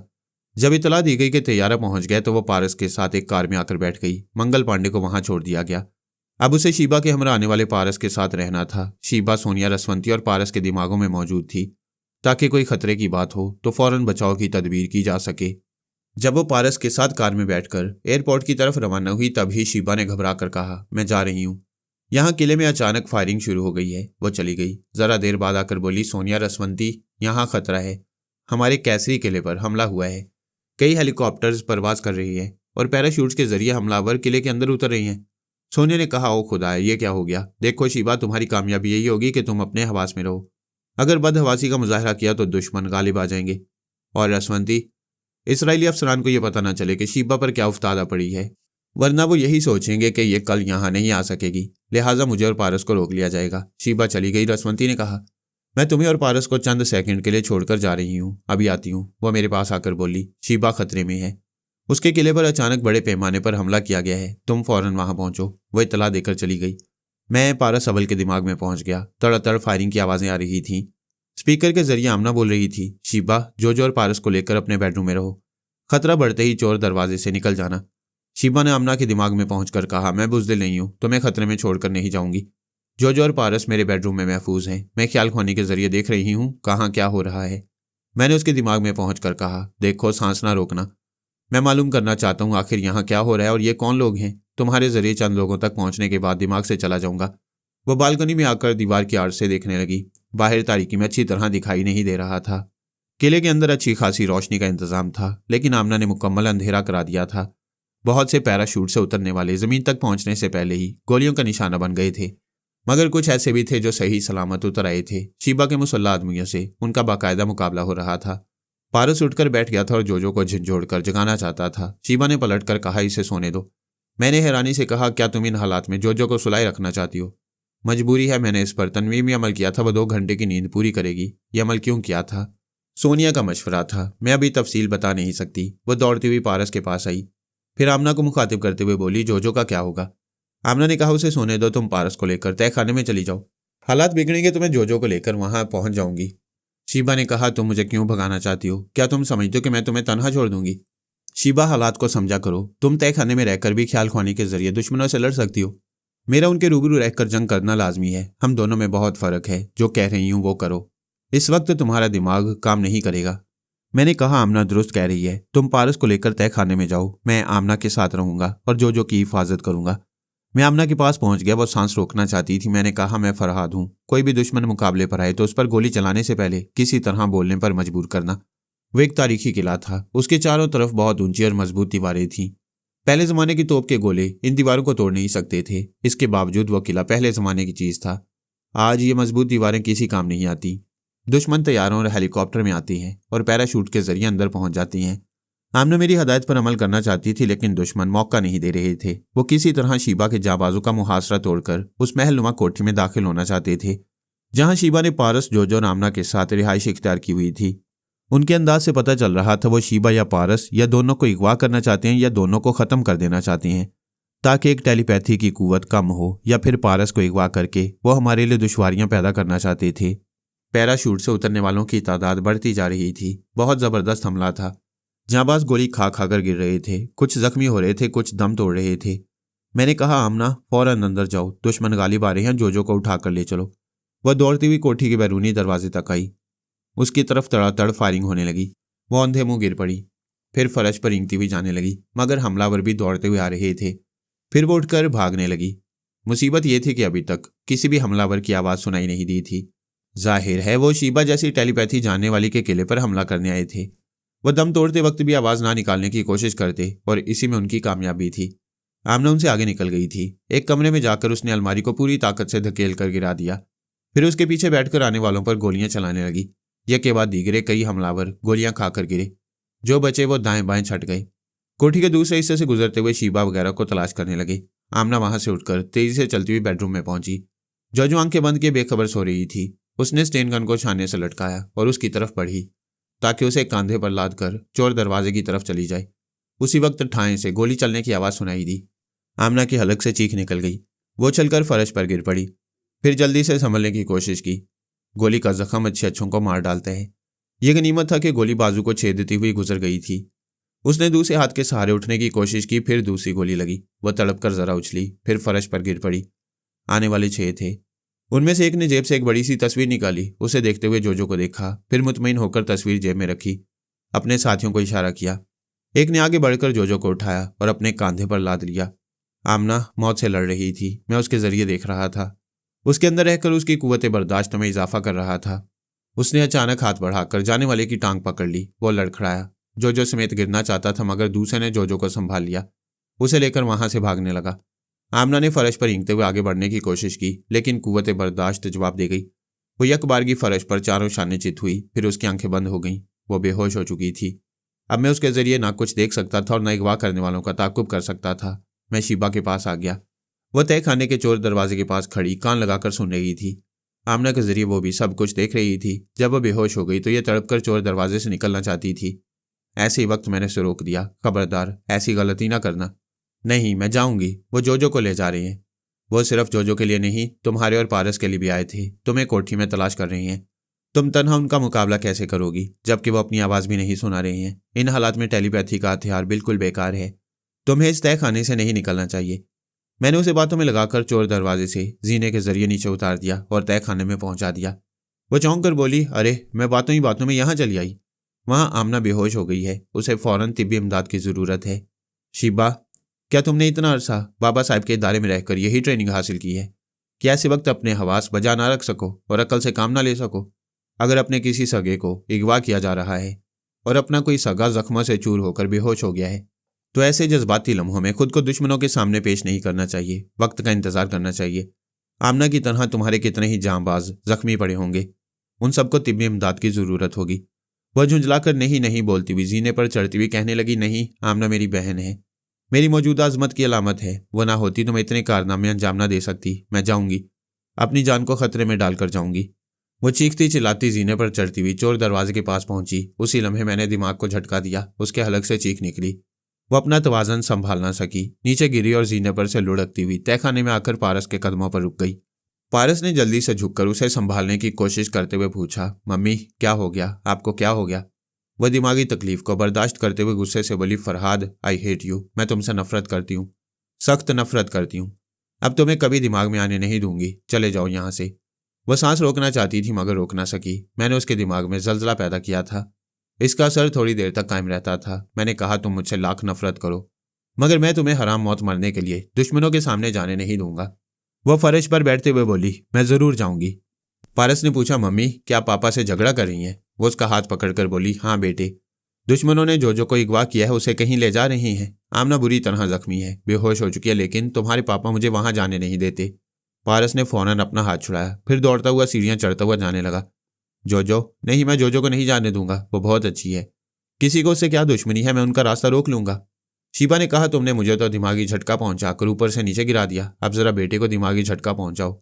शिबा वो बच्चा है, टेलीपैथी का झटका बर्दाश्त नहीं कर सकेगा, वरना मैं उसे भी रोक देता। खुदा के लिए उसे रोको, उसके हाथ कुछ नहीं आएगा। हो सकता है वो दुश्मनों के हाथ आ जाए। क्या तुम उसे दुश्मनों के हवाले करना चाहती हो? वह तड़प कर चीख पड़ी, पारस खबरदार, दरवाजा न खोलना, दूसरी तरफ ना जाना। वो पलट कर बोला, मम्मी मैं जाऊंगा, जोजो को लेकर आऊंगा। बेटे, वो उसे ले जा चुकी हैं, तुम्हें कुछ हासिल नहीं होगा। मेरे अच्छे बेटे, मेरी बात मान लो, देखो दरवाजा न खोलना। वो उठते हुए आहिस्ता आहिस्ता दीवार का सहारा लेकर जीने पर चढ़ते हुए उसे समझा रही थी, मना रही थी। मैंने कहा, बाहरी औरत, जब मैंने तुम्हारी जान बचाने के लिए जरा सी ज्यादती की तो मुझसे नफरत करने लगी। जो बात मैं समझा रहा था वो समझ में नहीं आ रही थी, लेकिन बेटा जाने लगा तो माँ बनकर समझने लगी कि बाहर खतरा है, बेटे को नहीं जाना चाहिए। वो झुंझलाकर बोली, चले जाओ यहाँ से, मैं तुमसे बात नहीं करना चाहती। तुम क्यों आए हो मेरे दिमाग में? मैंने मना किया था, फिर भी आ गए, मेरे दिमाग को हिला कर रख दिया। चले जाओ यहाँ से, आइंदा कभी ना आना। मिस शिबा, मुझे तुम्हारे दिमाग में कदम रंजा फरमाने का कोई शौक नहीं है। अगर तुम्हारी याददाश्त जरा भी अच्छी है तो याद करो, पहली बार तुम ही ने मेरे दिमाग में आकर 3 बार सोनिया का नाम लिया था। सोनिया, सोनिया, सोनिया, यानी मुझे सोनिया के पास फौरन पहुंचना चाहिए। मैं बहुत मजबूर होकर आई थी। जब तुमने मना किया था तो मेरे दिमाग में क्यों आई थी, और जब मैं आ रहा हूं तो इतने नखरे क्यों दिखा रही हो? मैं जा रहा हूं और कभी नहीं आऊंगा, खुदा हाफिज। मैं उसे छोड़कर पारस के दिमाग में आ गया। ये सोचकर दुख हो रहा था कि हम जोजो की खबर नहीं ले सकते थे। पता नहीं अनजाने दुश्मन उसे कहाँ ले जा रहे होंगे। वैसे दुश्मन अनजाने नहीं हो सकते थे। शिबा के किले पर हमला करने का मतलब साफ समझ में आ रहा था। एस मास्टरों को एक टेलीपैथी जानने वाले की जरूरत थी। शार्पर मेरे हाथों मारा गया था। मोरीना को मैंने छुपा दिया था। रसवंती बाबा साहब के दायरे में महफूज थी। वह मुझे भी अगवा कर सकता था, लेकिन उसे यकीन नहीं था कि मैं असल फरहाद हूँ। बहरहाल उसे एक टेलीपैथी जानने वाले की जरूरत थी। आर्मर मास्क मैन की कैद में था।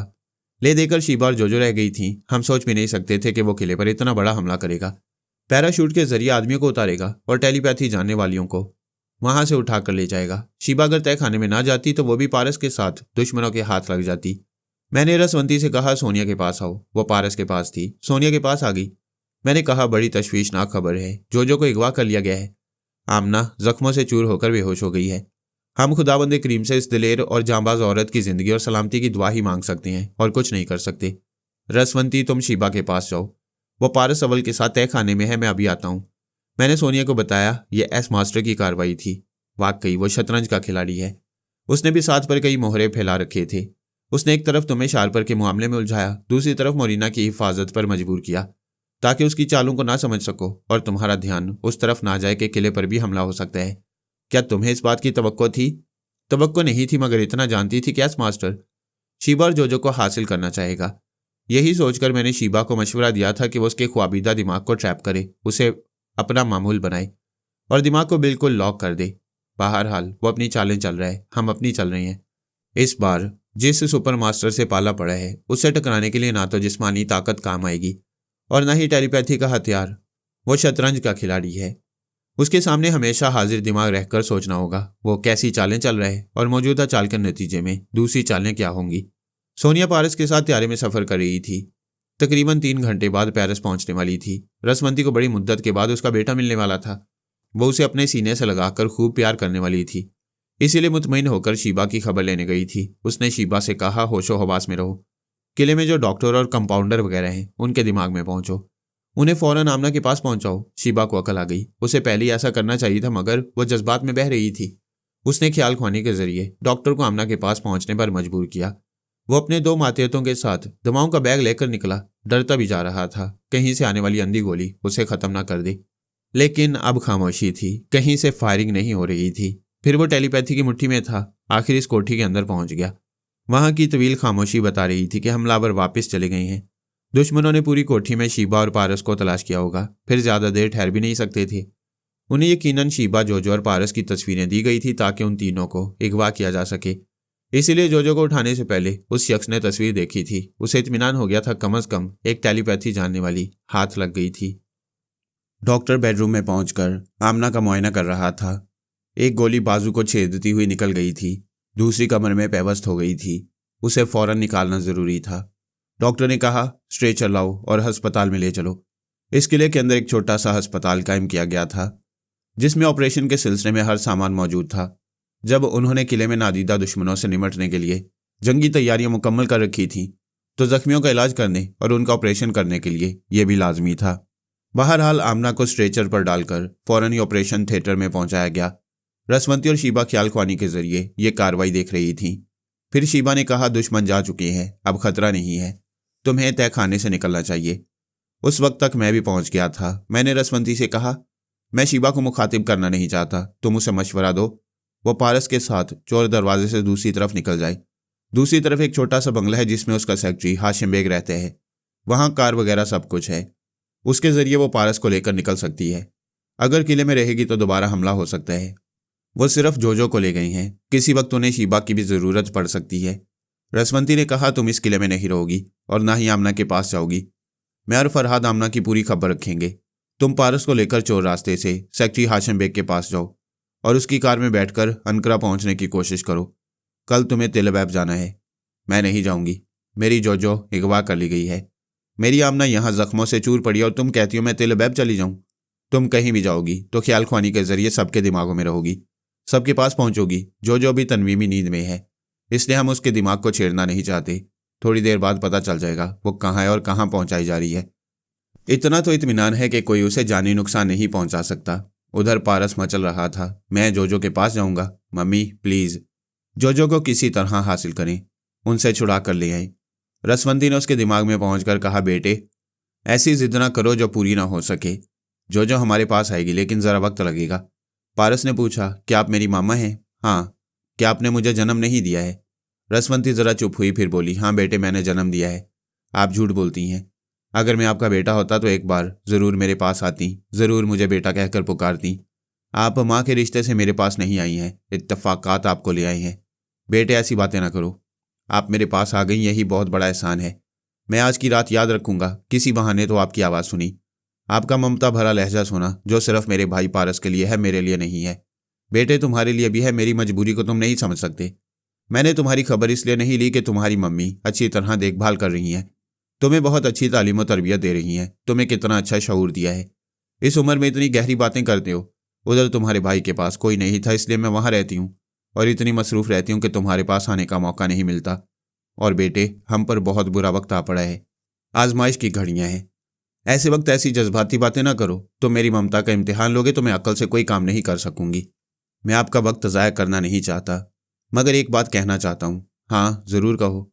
मामा, जब एक अरसे की जुदाई के बाद माँ बाप अपने बच्चे के पास आते हैं तो कोई अच्छा सा खिलौना लेकर आते हैं।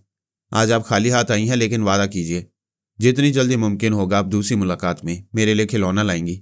बेटे, तुम क्या चाहते हो, क्या पसंद करते हो? मैं दुनिया जहान के महंगे खिलौने मुहैया कर सकती हूँ, मुझे सिर्फ एक चाहिए। ज़रूर लाऊंगी, बोलो क्या चाहते हो? मुझे सिर्फ जोजो चाहिए। रसवंती ने ताजुब से पूछा, जोजो? हाँ मामा, वो इतना प्यारा खिलौना है कि अल्लाह ताला ने अब तक ऐसा बनाया ना होगा। वो हंसती है तो सारी दुनिया हंसती है, वो रोती है तो मैं उसे गुदगुदा कर छेड़ छेड़ कर हंसाने की कोशिश करता हूँ।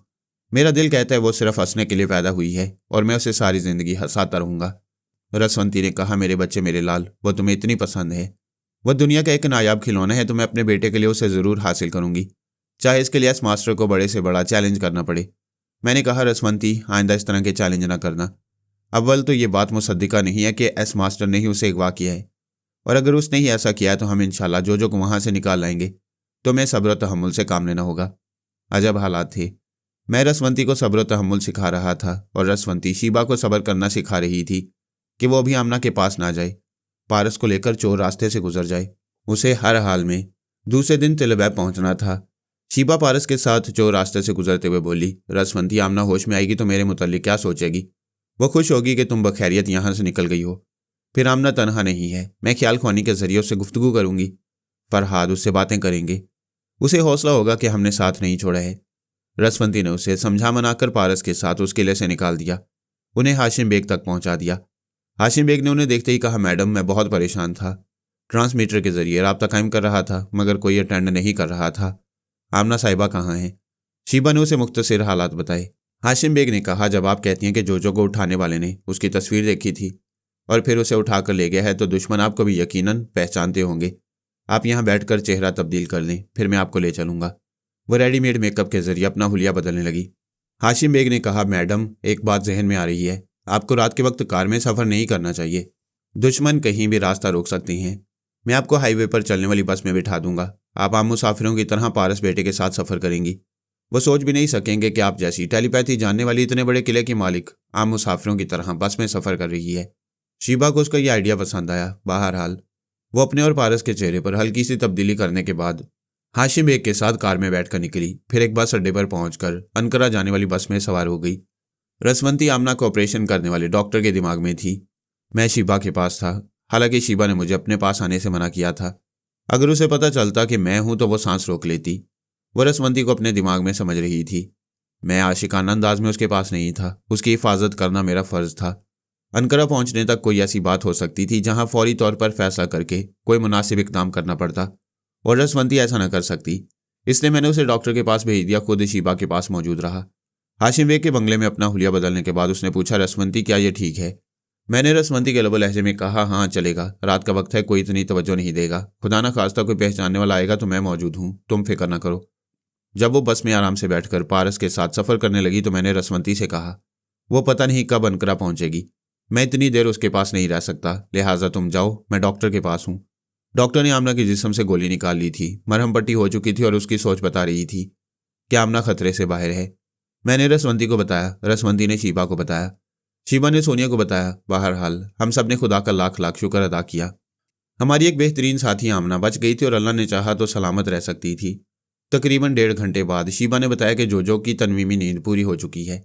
हम सब ने एक साथ उसके दिमाग में ख्याल ख्वानी की छलांग लगाई। वहां पहुंचकर देखा वो आरामदेह बिस्तर पर लेटी हुई थी। उसके जरिए पता चल रहा था वो बिस्तर किसी तैयारे में है, यानी हेलीकॉप्टर से आने वालों ने उसे अगवा करने के बाद किसी त्यारे में मुंतकिल कर दिया था। वो खुद को तनहा पाकर और त्यारे में देखकर परेशान हो रही थी, घबरा रही थी। शीबा ने कहा, मेरी बेटी, मेरी जोजो, मैं तुम्हारे पास हूँ, देखो रसवंती भी मौजूद है, हम सब तुम्हारे पास हैं, घबराना नहीं, हिम्मत से काम लेना, तुम बहुत दिलेर लड़की हो। वो इधर उधर देखते हुए बोली, पारस कहाँ है? ये सवाल सुनकर हमारे दिल में दर्द सा उठा। दोनों में कितनी मोहब्बत थी। उधर वो इसके लिए तड़प रहा था, इधर यह सबसे पहले किसी का नाम लेती थी तो वो पारस का ही नाम होता था। ये बात हर जी शऊर जानता है। मोहब्बत और हवस में ज़मीन आसमान का फ़र्क होता है। पारस 5 बरस का था और जो उसे 9 बरस बड़ी थी। इसके बावजूद ज़हनी तौर पर बच्ची थी। इन दोनों की मोहब्बत में मासूमियत और तकद्दस के साथ शरारतें थीं। ये शरारतें अगरचे रोमानियत की तरफ इशारा करती थी, ताहम इसमें हवस का शायबा तक नहीं था। अगर इससे कोई ये नतीजा अखज़ करता है कि फरहाद का बेटा भी आशिक मिजाज है और 5 बरस की उम्र से इश्क करने चला है, तो ये सोचने वाले की सरासर नादानी है। हाँ, जो पारस की मोहब्बत उसकी जानिसारी से मुतासिर होकर कहती है। यही वो मर्द है जिसके मुतालिक भाई आर्मर ने कहा था, मर्दों से दूर रहना तो अब मैं दूर नहीं रहूंगी, इसके पहाड़ बनने का इंतजार करूंगी। ये जो की अपनी सोच है। वो अपनी उम्र के मुताबिक नादानिस्तगी में तमाम तर मासूमियत के साथ ऐसा सोचती है। अगर पारस खेल ही खेल में उसकी हथेली की पुश्त को चूम लेता है और हंसता हुआ चला जाता है और जो उस हथेली को अपने गालों से लगाती है, तो ये जो के अंदर छुपी हुई वो रोमानियत है जिसे वो शऊरी तौर पर खुद समझ नहीं पाती। शीबा और रसवंती उसके अंदर हौसला पैदा कर रही थी। जो बिस्तर पर बैठ गई थी। उसे एक स्टीवर्ड नजर आया। वह ट्रॉली में खाने पीने की बहुत सी चीजें लेकर आया था। उसने मुस्कुराते हुए कहा, मिस जो, मैं जानता हूं तुम ख्याल ख्वानी करती हो, मेरे दिमाग में आना चाहोगी, नाकाम रहोगी तो तुम्हारे बड़े मेरे दिमाग में आना चाहेंगे। फिर उसने हंसते हुए और ठींगा दिखाते हुए कहा, लेकिन नहीं, मैं सांस रोक लेता हूँ, आजमाइश शर्त है। शीबा ने उसके दिमाग की तरफ छलांग लगाई और नाकाम रही। पहले तो उसने सांस रोक ली, फिर हंसते हुए कहा, देखा, मैंने कहता था कोई ना कोई मेरे दिमाग में आने की कोशिश करेगा और नाकाम रहेगा। बहरहाल आने जाने वाले आते जाते रहते हैं, तुम कुछ खा लो, जरा तो तवानाई हासिल होगी। वह बिस्तर पर बैठे ही बैठे पीछे हटकर बोली, मैं नहीं खाऊंगी, मैं पारस के साथ खाऊंगी। स्टीवर्ड ने एक सर्द आ भरकर कहा, हमारे आदमी की यही कोशिश थी, तुम्हारे साथ पारस को भी लाया जाए, पारस की मम्मी को भी लाया जाए, लेकिन पता नहीं वो कहाँ छुप गए थे या कैसे फरार हो गए, कुछ समझ में नहीं आया। खैर, इन बातों को जाने दो, कुछ खा लो। मैं कह चुकी हूं कि नहीं खाऊंगी, ज्यादा बोलोगे तो प्लेटें उठाकर तुम्हारे मुंह पर दे मारूंगी। शीबा ने समझाया, बेटी तुम्हें कम से कम दूध में ओवल्टीन मिलाकर पीना चाहिए। आप जानती है मैं पारस के बगैर ना खाती हूँ ना पीती हूँ। यही तो बुरी आदत है। कभी हालात बदलती भी हैं, ऐसी मुसीबतें नाजिल होती हैं कि अपने अपनों से बिछड़ जाते हैं। इन हालात में अपने दिल को मजबूत रखना पड़ता है। उसने शीबा के खूब समझाने मनाने पर दूध में ओवल्टीन मिलाया, फिर शीशे के उस छोटे से मग को अपने होंठों से लगाया, लेकिन एक घोंट नहीं लिया। फौरन ही रख कर रोने लगी, पारस कहाँ है, मुझे बताइए, पारस कहाँ है? मुझे तो उसकी आवाज़ भी सुनाई नहीं दे रही है। रसवंती उसे समझाने लगी, पारस तुम्हारे पास जल्दी आएगा, बल्कि तुम उसके पास पहुंच जाओगी, अच्छी बच्ची की तरह इसे पी लो। वह जिद कर रही थी। आखिर मैंने पारस के लबो लहजे में उसे मुखातिब किया, हेलो जो, क्या मेरी आवाज़ सुन रही हो? वो एकदम से खुश हो गई, आंखें फाड़कर खला में तकते हुए बोली, अरे पारस, ये तो तुम्हारी आवाज़ आ रही है। मैंने कहा, मैं तुम्हें एक सरप्राइज़ देना चाहता हूँ। तुम समझती थी तुम ही ख्याल ख्वानी जानती हो। मम्मी ने मुझे समझाया था कि मैं ये सलाहियत जाहिर ना करूँ, अचानक किसी दिन तुम्हें सरप्राइज़ दूँ। आज तुम्हें जिद करते देखकर मजबूर हो गया, इसलिए तुम्हारे दिमाग में आया हूँ। चलो दूध में ओवल्टीन पी लो। वो बोली, नहीं पीऊंगी, जाओ, मैं तुमसे बात नहीं करूंगी। तुमने मुझसे ख्याल ख्वानी वाली बात क्यों छुपाई? तुमसे छुपाने की ज़रूरत ही क्या है? तुम्हारे पास अकल नहीं है, अगर होती तो समझ लेती। जब मैं पालती मार कर बैठता हूँ और शमा की लौ को देखते हुए अपने दिमाग को सिर्फ एक ख्याल की तरफ मरकूज कर लेता हूँ, तो समझना चाहिए कि मैं टेलीपैथी सीख रहा हूँ। वो रूठ कर बोली, मैं नहीं समझ सकती, तुम समझा सकते थे। तुमने मुझसे ये बात क्यों छुपाई? बहुत सी बातें सरप्राइज देने के लिए छुपाई जाती हैं। बस आज तो बता दिया है, क्यों इतने नखरे दिखा रही हो? दूध नहीं पियोगी तो मैं दिमाग से चला जाऊंगा। वो जल्दी से मग उठाकर बोली, नहीं, खबरदार ना जाना, मैं पी रही हूँ। वो पीने लगी। रसवंती ने मेरे दिमाग में आकर कहा, तुमने बहुत अच्छा तरीका इस्तेमाल किया है। मैंने कहा, बच्चों के साथ बच्चा बनना पड़ता है। शीबा ने जो के जरिए स्टीवर्ड से पूछा, उसे कहाँ ले जा रही हो? वो मुस्कुराते हुए बोला, मैं भला कहाँ ले जा सकता हूँ इसे, मुकद्दर ले जा रहा है। तुम किसके लिए काम कर रहे हो? वो अपने पेट पर हाथ मारते हुए बोला, पापी पेट के लिए काम कर रहा हूँ। क्या तुम सीधी तरह जवाब नहीं दोगे? मेरा जवाब बिल्कुल सीधा साधा है। शीबा ने झुंझलाकर पूछा, यह किस मुल्क का तैयारा है? जब तैयारा ज़मीन से उड़ता है तो ना ज़मीन पर रहता है ना आसमान पर, वो मुल्क अदम का तैयारा हो जाता है। मैंने रसवंती से कहा, शीबा को मना करो, ख्वामखा सवालात करके झुंझलाहट में मुब्तला हो रही है। वह स्टीवर्ड मस्करा है, इसी अंदाज में जवाब देता रहेगा, हमें कुछ मालूम नहीं हो सकेगा। स्टीवर्ड ने कहा, जो तुम इतनी हसीन और मासूम हो, तुम्हारे चेहरे पर झुंझलाहट अच्छी नहीं लगती। मेरी मम्मी को गुस्सा आ रहा था, वो झुंझला कर बोल रही थी, अब नहीं बोलेंगी।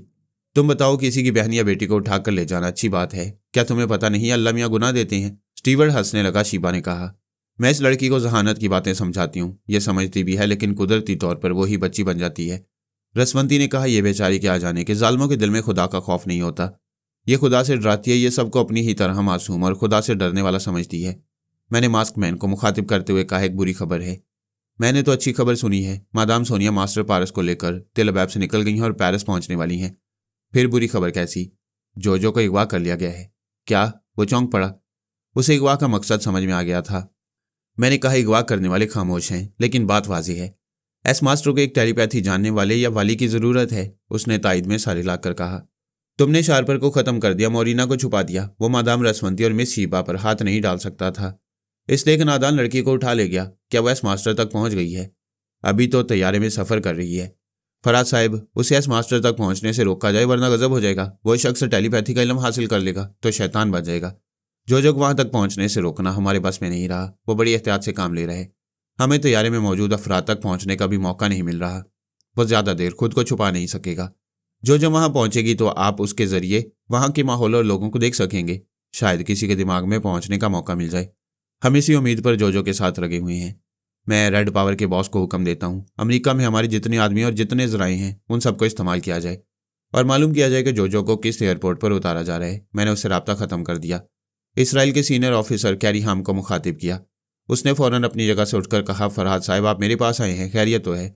आप फ़ौरन अपने आला हुक्काम को मेरा ये पैगाम पहुंचा दें कि ट्रांसफार्मर मशीन एस मास्टर के पास पहुंच गई है। उसने जोजो को अगवा किया है। अगर हम सब ने मिलकर जोजो को ना रोका तो वो कल तक टेलीपैथी का इल्म हासिल कर लेगा।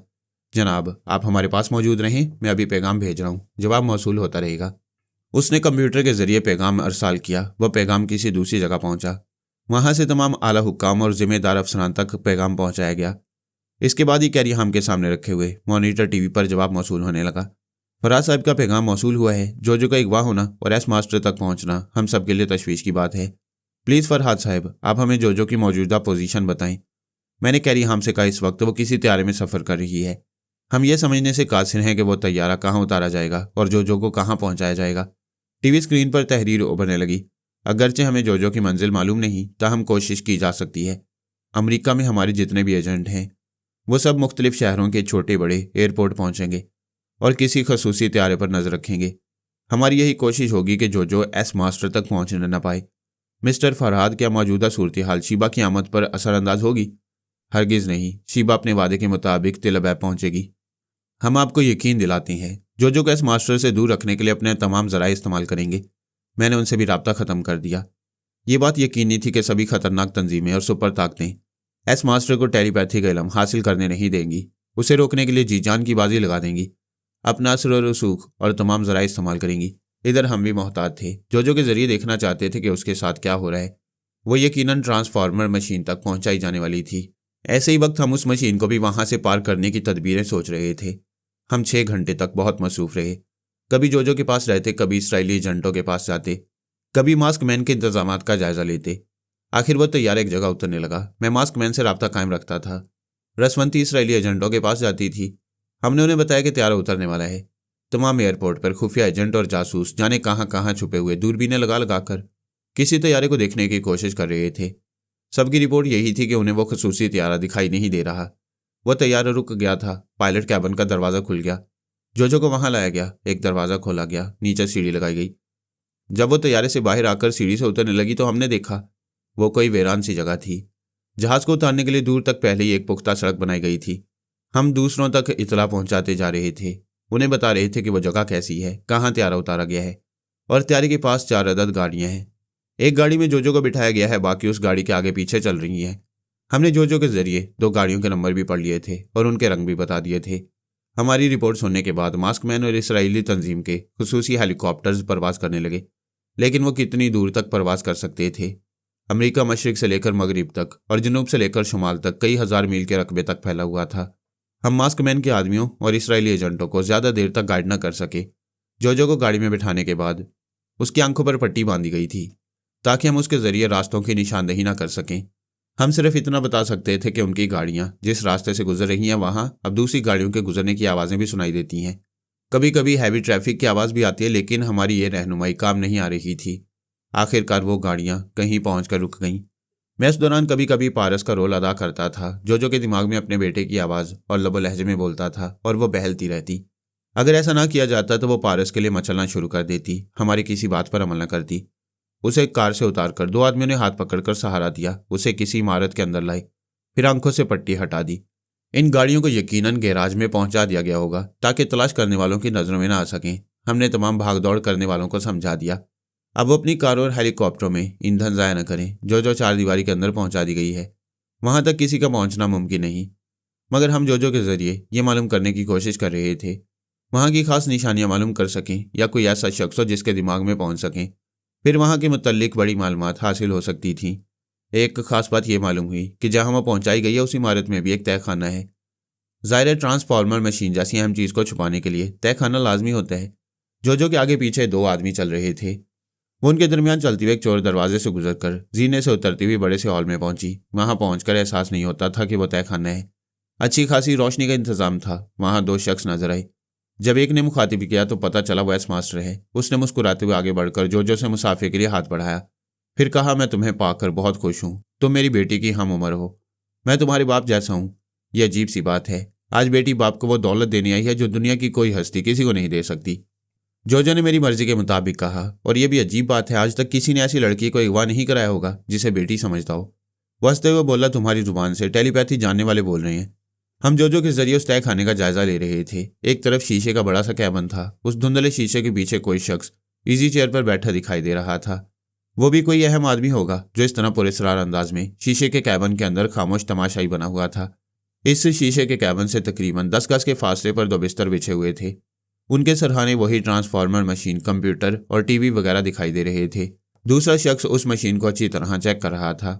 एस मास्टर ने कहा, मिस्टर फरहाद, तुम्हें यह मालूम करके अफसोस होगा कि हमने मशीन को ऑपरेट करने का तरीका समझ लिया है। हमारे पास दुनिया के बेहतरीन दिमाग हैं, बेहतरीन माहिरीन हैं। हम अभी साबित कर देंगे कि हम उस मशीन के अहल हैं। उसने हुक्म दिया, उन्हें लाया जाए। फिर जो को एक आरामदेह सोफे पर बैठने के लिए कहा। तहखाने के आखिरी सिरे पर एक दरवाज़ा नजर आ रहा था। वो खुल गया। 2 शख्स किसी को दोनों तरफ से जकड़ कर ला रहे थे। वो आना नहीं चाहता था। वह जबरन खींचते ला रहे थे। फिर उन्होंने उसे एक बिस्तर पर लिटा दिया। उसके हाथ पांव रस्सी से बांध दिए। इस तरह जकड़ दिया कि वो हिल नहीं सकता था। उसके मुंह पर टेप लगा हुआ था। अगर वो बोलने के काबिल होता तो उसके दिमाग में पहुंच सकते थे। एस मास्टर ने कहा, मिस्टर फरहाद, अब ये बंधा हुआ है। इसके मुंह से टेप हटाया जा सकता है। ये बोलेगा तुम इसके अंदर पहुंचोगे, लेकिन हमारा कुछ नहीं बिगाड़ सकोगे, क्योंकि ये बिस्तर से उठ नहीं सकेगा। हमें कोई नुकसान नहीं पहुंचा सकेगा, लेकिन हम इसे गूंगा ही रखेंगे। मैंने कहा, मैं समझ गया। ये यकीनन इतना अहम आदमी है और ऐसे राजों से वाकिफ है कि हम इसके दिमाग में पहुंचते ही बहुत कुछ मालूम कर लेंगे। एस मास्टर ने मुस्कुराते हुए कहा, ऐसी बातें बड़ी जल्दी समझ लेते हो। बहरहाल ये मेरे शोबे से ताल्लुक़ रखने वाला बहुत अहम शख्स है, बहुत अहम राजों का अमीन है। हमें पता चला कि यह दरपर्दा मास्कमैन से मामला तय कर रहा था। ये बहुत लालची है, ज़्यादा से ज़्यादा दौलतमंद बनना चाहता है। इसी लालच ने आज इस बिस्तर तक इसे पहुंचा दिया है। यह अच्छा हुआ कि सिर्फ मामला तय हो रहे थे। अभी हमारे बहुत से राज मास्कमैन की तरफ मुंतकिल नहीं हुए और अब कभी हो नहीं सकेंगे। हम इसे जिंदा रखेंगे, मगर यह किसी को कुछ बताने के काबिल नहीं रहेगा। उसने हुक्म दिया, दूसरे को लाओ। फिर वही दरवाज़ा खुला। 2 शख्स किसी को दोनों तरफ से पकड़ कर ला रहे थे। वो कह के लगा रहा था। उनकी गिरफ्त में उछल उछल कर कह रहा था, अरे इधर से ना पकड़ो, गुदगुदी हो रही है। एस मास्टर ने कहा, बेचारा पागल है, इसके बदन को कहीं से भी पकड़ो तो गुदगुदी महसूस करता है। ना अपनी बातें समझता और ना कुछ किसी को समझा सकता है। उन आदमियों ने उस पागल को दूसरे बिस्तर पर लिटाकर उसे भी बांध दिया। सरहाने खड़ा हुआ शख्स उनके सरों पर आहनी कैप पहना रहा था और उन्हें ट्रांसफार्मर मशीन से मुंसलिक कर रहा था। एस मास्टर ने कहा, मैं कोई खतरा मोल लेना नहीं चाहता। पता नहीं इस इंजीनियर ने कहाँ तक मशीन को ऑपरेट करने का तरीका मालूम किया है। इसने जो कुछ भी मालूम किया इसका भी मुजाहरा कर रहा है। अगर ये कामयाब रहा तो फिर मुझ पर और जो पर यही अमल किया जाएगा। उसकी टेलीपैथी की सलाहियतें मेरे दिमाग में मुंतकिल की जाएंगी। वह शख्स मशीन ऑपरेट कर रहा था। इस दौरान मैं मास्कमैन के पास जाता रहा। रसवंती इसराइली एजेंटों के पास पहुंच रही थी। शीबा सोनिया को बताती जा रही थी। यानी हम तीनों जो देख रहे थे उसकी कमेंट्री करते जा रहे थे। हमारी कमेंट्री सुनने वाले तमाम लोग तजस्सुस में मुब्तला थे। पता नहीं क्या होने वाला था। क्या वह शख्स कामयाबी से मशीन को ऑपरेट करेगा? क्या इस मास्टर टेलीपैथी की सलाहियतें हासिल कर लेगा? वो ऑपरेशन मुकम्मल हो गया। टीवी स्क्रीन पर कंप्यूटर के जरिए पता चल रहा था एक की सलाहियतें दूसरे के दिमाग में मुंतकिल हो चुकी हैं। दोनों को कम से कम 1 घंटे तक सोने दिया जाएगा। ये 1 घंटा भी हमारे लिए क़यामत था। एक एक सेकंड, एक एक मिनट भारी हो रहा था, मगर ऐसा लग रहा था जैसे पूरा 1 घंटा कभी नहीं गुजरेगा। कंप्यूटर मशीन के जरिए टीवी स्क्रीन ने जो बताया था उससे साबित हो रहा था कि मशीन को कामयाबी से ऑपरेट किया गया है। 1 घंटा गुजर गया। वो दोनों नींद से बेदार हो गई। पागल तो पहले ही पागल था, मगर दूसरा होशमंद भी कुछ पागल सा लग रहा था। वो आंखें खोलने के बाद उठकर बैठ गया। चारों तरफ ऐसे देख रहा था जैसे इस जगह को पहली बार देख रहा हो। एक शख्स ने आगे बढ़कर उसके बाजू को थाम लिया तो वह हंसने लगा। जल्दी से बाजू छुड़ाकर बोला, इधर हाथ न लगाओ, गुदगुदी होती है। पहले पागल ने हंसते हुए कहा, मेरी तरह इसे भी गुदगुदी होती है। सुपर मास्टर ने कहा, मिस्टर फरहाद, तुम इस शख्स के दिमाग में जा सकते हो जिसके मुंह पर टेप लगाया गया था, मगर अब ये बोल रहा है। मैंने उसके दिमाग में पहुंचकर देखा, वहां अजीब सन्नाटा था। वह जिसकी बात सुनता था उसे समझता था, मगर वो बात फौरन ही दिमाग में गुम हो जाती थी, याद नहीं रहती थी। फिर वो जो कहता था वो बात भी कहने के बाद भूल जाता था। मसलन उसने अभी कहा था हाथ लगाने से गुदगुदी होती है, ये बात वो भूल गया था। और जब ये भूल गया था तो वह अहम राज उसे कैसे याद रह सकते थे। यानी वो शख्स कामयाबी से मशीन ऑपरेट कर चुका था।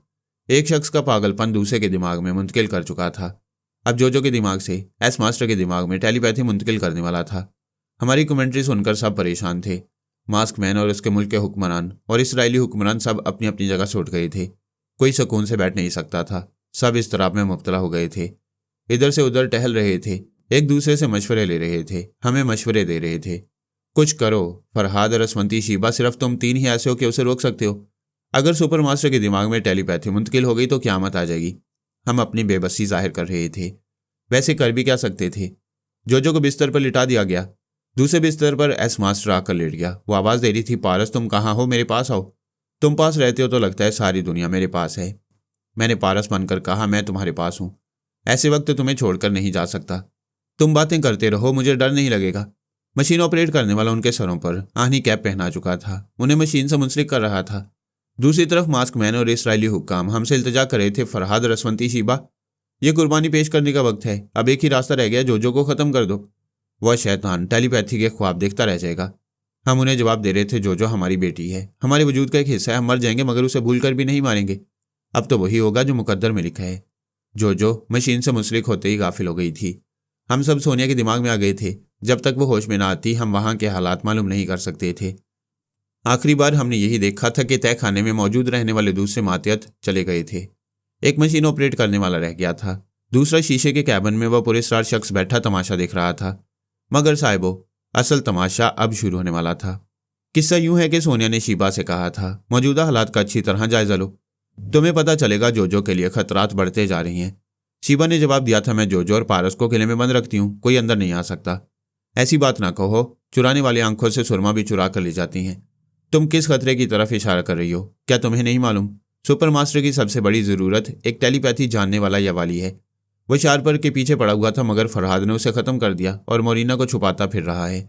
सुपर मास्टर तुम पर और रसवंती पर हाथ नहीं डाल सकता। आर्मर मास्क मैन की कैद में है। सिर्फ जोजो ऐसी है जिसकी तरफ वो हाथ बढ़ा सकता है। तुम क्या चाहती हो?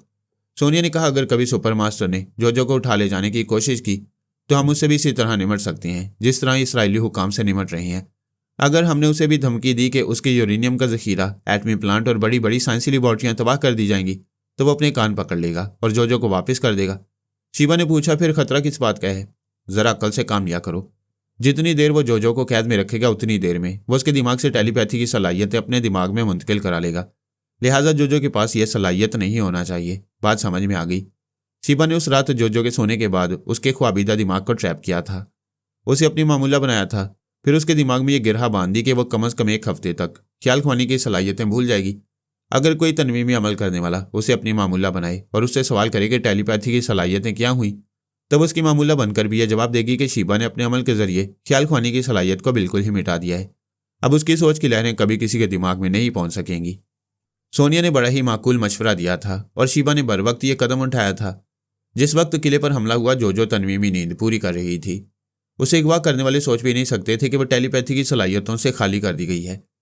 मैंने शिवा और पारस को उसी तय खाने में छुपने पर मजबूर किया था। शिवा जज्बात में आकर वहां से निकलना चाहती थी। मैंने मजबूर होकर उसे दिमागी झटके पहुंचाए थे। उसे बड़ी देर तक तकलीफ में मुब्तला रखा था और मैं ऐसा करने पर मजबूर था, वरना वो दुश्मनों के हाथ लग जाती तो आज वो तमाशा न होता जो अब पेश आने वाला था। जोजो और एस मास्टर अपने अपने बिस्तर पर आंखें बंद किए पड़े थे। कंप्यूटर ने बता दिया था कि मशीन का अमल पूरा हो चुका है। एक की दिमागी सलाहियत दूसरे में मुंतकिल हो गई है, लिहाजा अब उन्हें 1 घंटे तक सोने दिया जाए। हम कमेंट्री करते जा रहे थे। मैं मास्क मैन के पास जाता था। रसवंती इसराइली एजेंटों से राब्ता रखे हुए थी और शिवा सोनिया के पास जाकर तमाम हालात बता रही थी। मास्क मैन और इसराइली हुकाम हमारी तरफ से मायूस हो गए थे, गुस्सा दिखा नहीं सकते थे। हमने उनकी बात नहीं मानी। उनके मशवरे के मुताबिक हमने जोजो को हलाक नहीं किया। उनकी दानिस्त में जोजो खत्म हो जाती तो टेलीपैथी का किस्सा ही खत्म हो जाता। एस मास्टर के एक माहिर ने मशीन को ऑपरेट करना सीख लिया था। इसके बावजूद उसे कुछ हासिल न हो सका। इसराइली हुक्काम, मास्कमैन और दुनिया की कितनी ही खतरनाक तंजीमें इस इंतजार में थी कि सुबह होने तक एक नया टेलीपैथी जाने वाला पैदा होगा। ऐसे में हमने खुशखबरी सुनाई, ऐसा कभी नहीं होगा। एस मास्टर के दिमाग में टेलीपैथी मुंतकिल नहीं होगी। ये खुशखबरी सुनकर सभी चौंक गए। सभी नए सिरे से दिलचस्पी लेने लगे और पूछने लगे, ऐसा क्यों नहीं हो सकेगा? क्या मशीन में खराबी पैदा हो गई है? क्या ऑपरेट करने वाले से गलती हो गई है? हमने जवाब दिया, ऐसी कोई बात नहीं, सीधी सी बात है, हमने जोजो के दिमाग से टेलीपैथी की सलाहियतें मिटा दी हैं। इससे ज़्यादा कमेंट्री की ज़रूरत नहीं पड़ी। सभी मारे खुशी के हिप्पे फुरे बोलते हुए उछल पड़े। हर जगह एक दूसरे से मुसाफिया किया जा रहा था, एक दूसरे को गले लगाया जा रहा था। 1 घंटे बाद एस मास्टर जिस नाकामी का मुंह देखने वाला था, उसकी पेश की खुशियां मनाई जाने लगी थीं। लेकिन वो घंटा गुजर नहीं रहा था। वो लोग खुशियां भी मना रहे थे और उन लम्हात का इंतजार कर रहे थे जब वो ऑपरेशन बेड पर गफलत के बाद आंखें खोलेगा।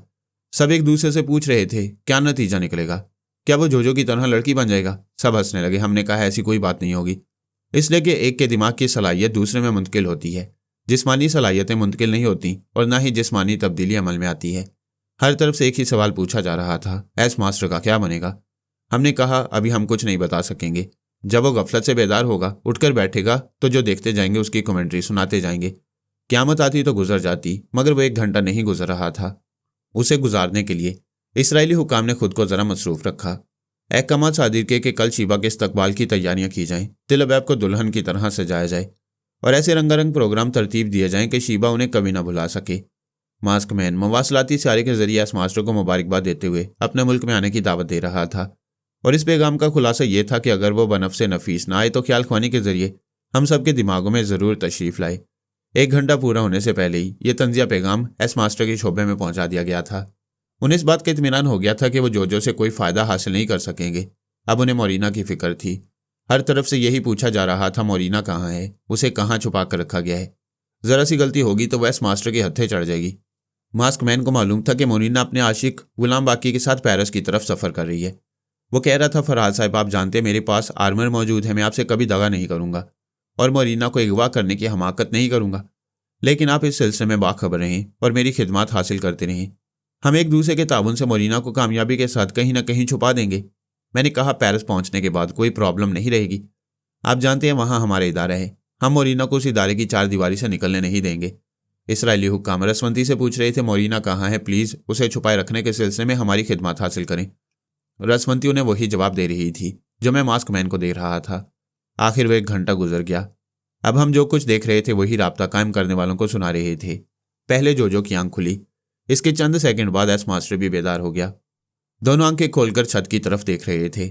पहले उनकी समझ में नहीं आया वो कहाँ है और किस हाल में है, फिर सारी बातें समझ में आ गईं। जोजो उठकर बैठ गई। उधर एस मास्टर ने बैठते हुए जोजो को देखा, फिर अपने सर को सहलाने लगा। जोजो ने पूछा, पारस तुम कहाँ हो? मैं कब से सो रही हूँ, मेरे पास आओ, मुझे अकेले डर लगता है। एस मास्टर ने अपने सीने पर हाथ फेरते हुए पूछा, ये पारस कौन है? इसका नाम सुनकर मेरा दिल धड़कने लगा है। मेरा जी चाहता है मैं उसे देखूं, उसके पास जाऊं या उसे अपने पास बुलाऊं। जैसा कि हम सब जानते हैं, पारस जोजो के दिल में, उसके दिमाग की तह में, उसके लाशऊर और तारतल शऊर में बसा हुआ है। वो जागती है तो पारस को पूछती है, सोने से पहले पारस को देखकर सोती है, उसके साथ खाती पीती है, उसके साथ वक्त गुजारती है। वो ना हो तो उसे दुनिया एक बहुत बड़ा कब्रिस्तान लगती है जहाँ उसे कोई जिंदा नजर नहीं आता। सिर्फ वो पारस की जिंदगी से ताल्लुक़ रखती है। वो पारस के मुतल्लिक इतनी शिद्दत से सोचती है कि वो सोच उसके दिमाग का एक हिस्सा बन गई है। चूंकि वह अहम हिस्सा बन गई, इसलिए वो भी ट्रांसफार्मर मशीन के जरिए एस मास्टर के दिमाग में मुंतकिल हो गई। अब वो पारस के सिलसिले में मुतजस्सिस था। सोच रहा था, क्या मेरा दिल उसी पारस के लिए खिंचा जा रहा है जो फरहाद अली तैमूर का बेटा है? जोजो ने उसे घूर कर देखा, फिर कहा, खबरदार, मेरे पारस से दोस्ती न करना, वो सिर्फ मेरा दोस्त है। एस मास्टर ने कहा, दोस्ती तो बहुत अच्छी चीज़ है, हम तीनों दोस्त बनकर रह सकते हैं। जोजो ने इनकार में सर हिलाकर कहा, हरगिज़ नहीं, तुम बहुत जालिम हो। मैंने यहाँ तुम्हारे जुल्म का तमाशा देखा है। तुमने एक पागल के दिमाग की तमाम खराबियां दूसरे होशमंद के दिमाग में मुंतकिल करा दी थी और उसे भी पागल बना दिया था। एस मास्टर ये सुनकर हैरानी से तक रहा था। फिर उसने कहा, हाँ मुझे याद है, मैंने ऐसा किया था। तौबा तौबा, ये तो बहुत बुरी बात है, मुझे ऐसा नहीं करना चाहिए था। अल्लाह मियाँ गुनाह देती हैं। रसवंती ने कहा, या हैरत, ये तो जोजो की तरह मासूम बन गया है। ये कमेंट्री हमने दूर तक पहुंचाई। तमाम लोग हैरानी से पूछ रहे थे, क्या वाकई, क्या सुपर मास्टर जोजो की तरह मासूम बन गया है?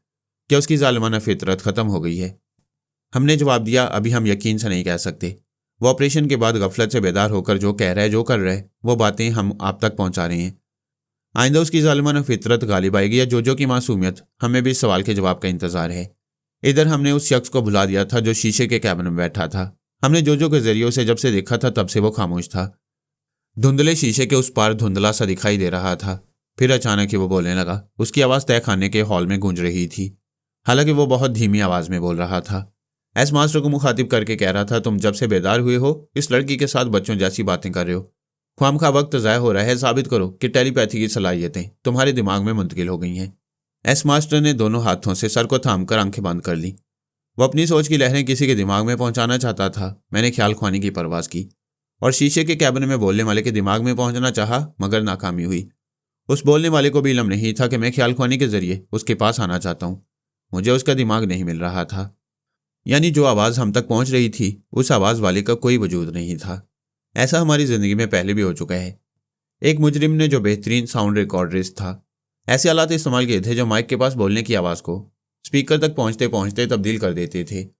बोलने वाले की आवाज़ और लबो लहजा कुछ से कुछ हो जाता। यही सिस्टम इस शीशे के कैबिन के अंदर भी था। जो शख्स बोल रहा था उसकी अपनी आवाज़ कैबिन के अंदर तक महदूद थी और वो आवाज़ माइक से टकराती थी, वहाँ से गुजरकर स्पीकर तक आती थी, लेकिन दरमियान में मुख्तलिफ हालात की कारकर्दगी उसे तब्दील कर देती थी। वह पूछ रहा था, क्या बात है एस मास्टर, क्या तुम ख्याल ख्वानी नहीं कर सकते? एस मास्टर ने कहा, मैं कर सकता हूँ। मुझे ऐसा महसूस होता है जैसे मुझ में यह कुव्वत है, लेकिन तरीक़ेकार याद नहीं आ रहा।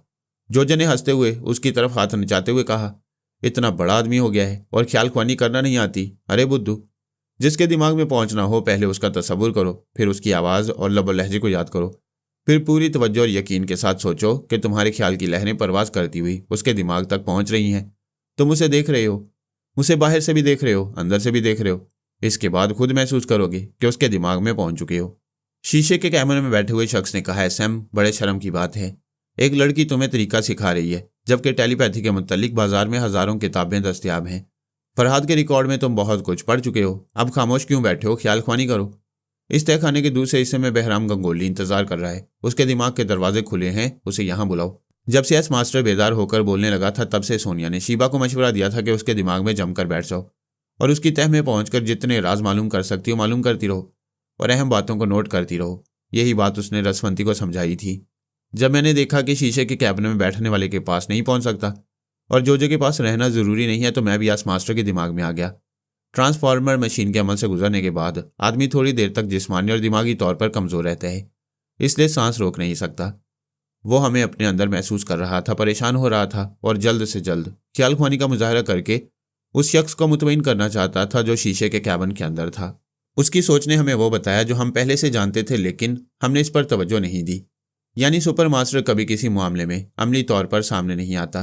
फ्रंट लाइन में एक और सुपर मास्टर होता है जो किसी भी मामले में पेश रहता है। जो एसएम हमारी मुट्ठी में था वो फ्रंट लाइन में रहने वाला सुपर मास्टर था, और जो असल एस मास्टर था वो शीशे के कैबिन में बैठा हुआ था। वही शतरंज का खिलाड़ी था और वही अब तक इतनी गहरी चालें चलता आया था। अब उसने सख्त लहजे में पूछा, क्या बात है एसएम, तुम ख्याल ख्वानी नहीं कर रहे हो? फौरन जवाब दो। क्या तुम सांस रोक सकते हो? क्या तुम अपने दिमाग में किसी को महसूस कर रहे हो? हाँ, मैं सांस रोक सकता हूँ, ख्याल ख्वानी भी कर सकता हूँ, मगर पहले कभी नहीं की, इसलिए बात कुछ समझ में नहीं आ रही। सुपर मास्टर ने शीशे के कैबिन के अंदर से कहा, बहराम गंगोली को यहाँ भेज दो। चंद सेकंड के बाद ही तय खाने का दरवाज़ा खुला। वहाँ से वो कद्यावर पहाड़ जैसा डील डोल वाला बहराम नजर आया। वो हाथी की तरह झूमता हुआ शीशे के कैबिन के पास आकर खड़ा हो गया। सुपर मास्टर ने कहा, बहराम गंगोली, तुम्हारा एस मास्टर टेलीपैथी का इल्म हासिल करने में नाकाम रहा है। यह मुझसे झूठ बोल रहा है, इस हकीकत को छुपा रहा है कि इसके दिमाग में टेलीपैथी जानने वाले मौजूद हैं। मुझे यह तजुर्बा बहुत महंगा पड़ रहा है, इसे फ़ौरन ख़त्म कर दो। बहराम गंगोली ने हिचकिचाते हुए अपने एस मास्टर को देखा। शीशे के कैबिन से आवाज़ आई, अगर तुम इस मुल्क में ज़्यादा से ज़्यादा मुराद हासिल करना चाहते हो तो मेरे हुक्म की तामील करो, इसे फ़ौरन हलाक कर दो। पता नहीं ख्याल ख्वानी करने वाले क्या कुछ मालूम कर रही हैं। एस मास्टर बिस्तर से उछलकर खड़ा हो गया। पीछे हटते हुए बोल रहा था, नहीं, यह नहीं हो सकता। मेरे दिमाग में रहकर कोई कुछ मालूम नहीं कर सकता। तुम लोगों को गलत फहमी हो रही है, मुझे हलाक करके बाद में पछताओगे। एस मास्टर, थोड़ी देर पहले तुमने अपने ही शोबे के एक अहम आदमी को जिंदा रखा, मगर उसे मुर्दों से बदतर कर दिया, एक पागल बना दिया। लेकिन तुम्हारी नाकामी की सज़ा मौत है। उस वक्त तक बहराम गंगोली ने आगे बढ़कर उसे दबोच लिया था। एस मास्टर ताकतवर था, उसने उसके पंजे से निकलने की कोशिश की मगर नाकाम रहा। बहराम गंगोली ने उसे एक हाथ से दबोचकर दूसरे हाथ से सर को थाम रखा था। फिर उसने एक जोर का झटका दिया। कड़ाक की एक जोरदार आवाज़ सुनाई दी और उसकी गर्दन टूट गई। हम ख्याल खोनी करने वाले एक झटके से बाहर आ गए। अब उसका दिमाग हमें कबूल नहीं कर सकता था। बहराम गंगुली ने उसके मुर्दा जिस्म को फर्श पर फेंक दिया, फिर शीशे के कैबिन के पास आकर अदब से खड़ा हो गया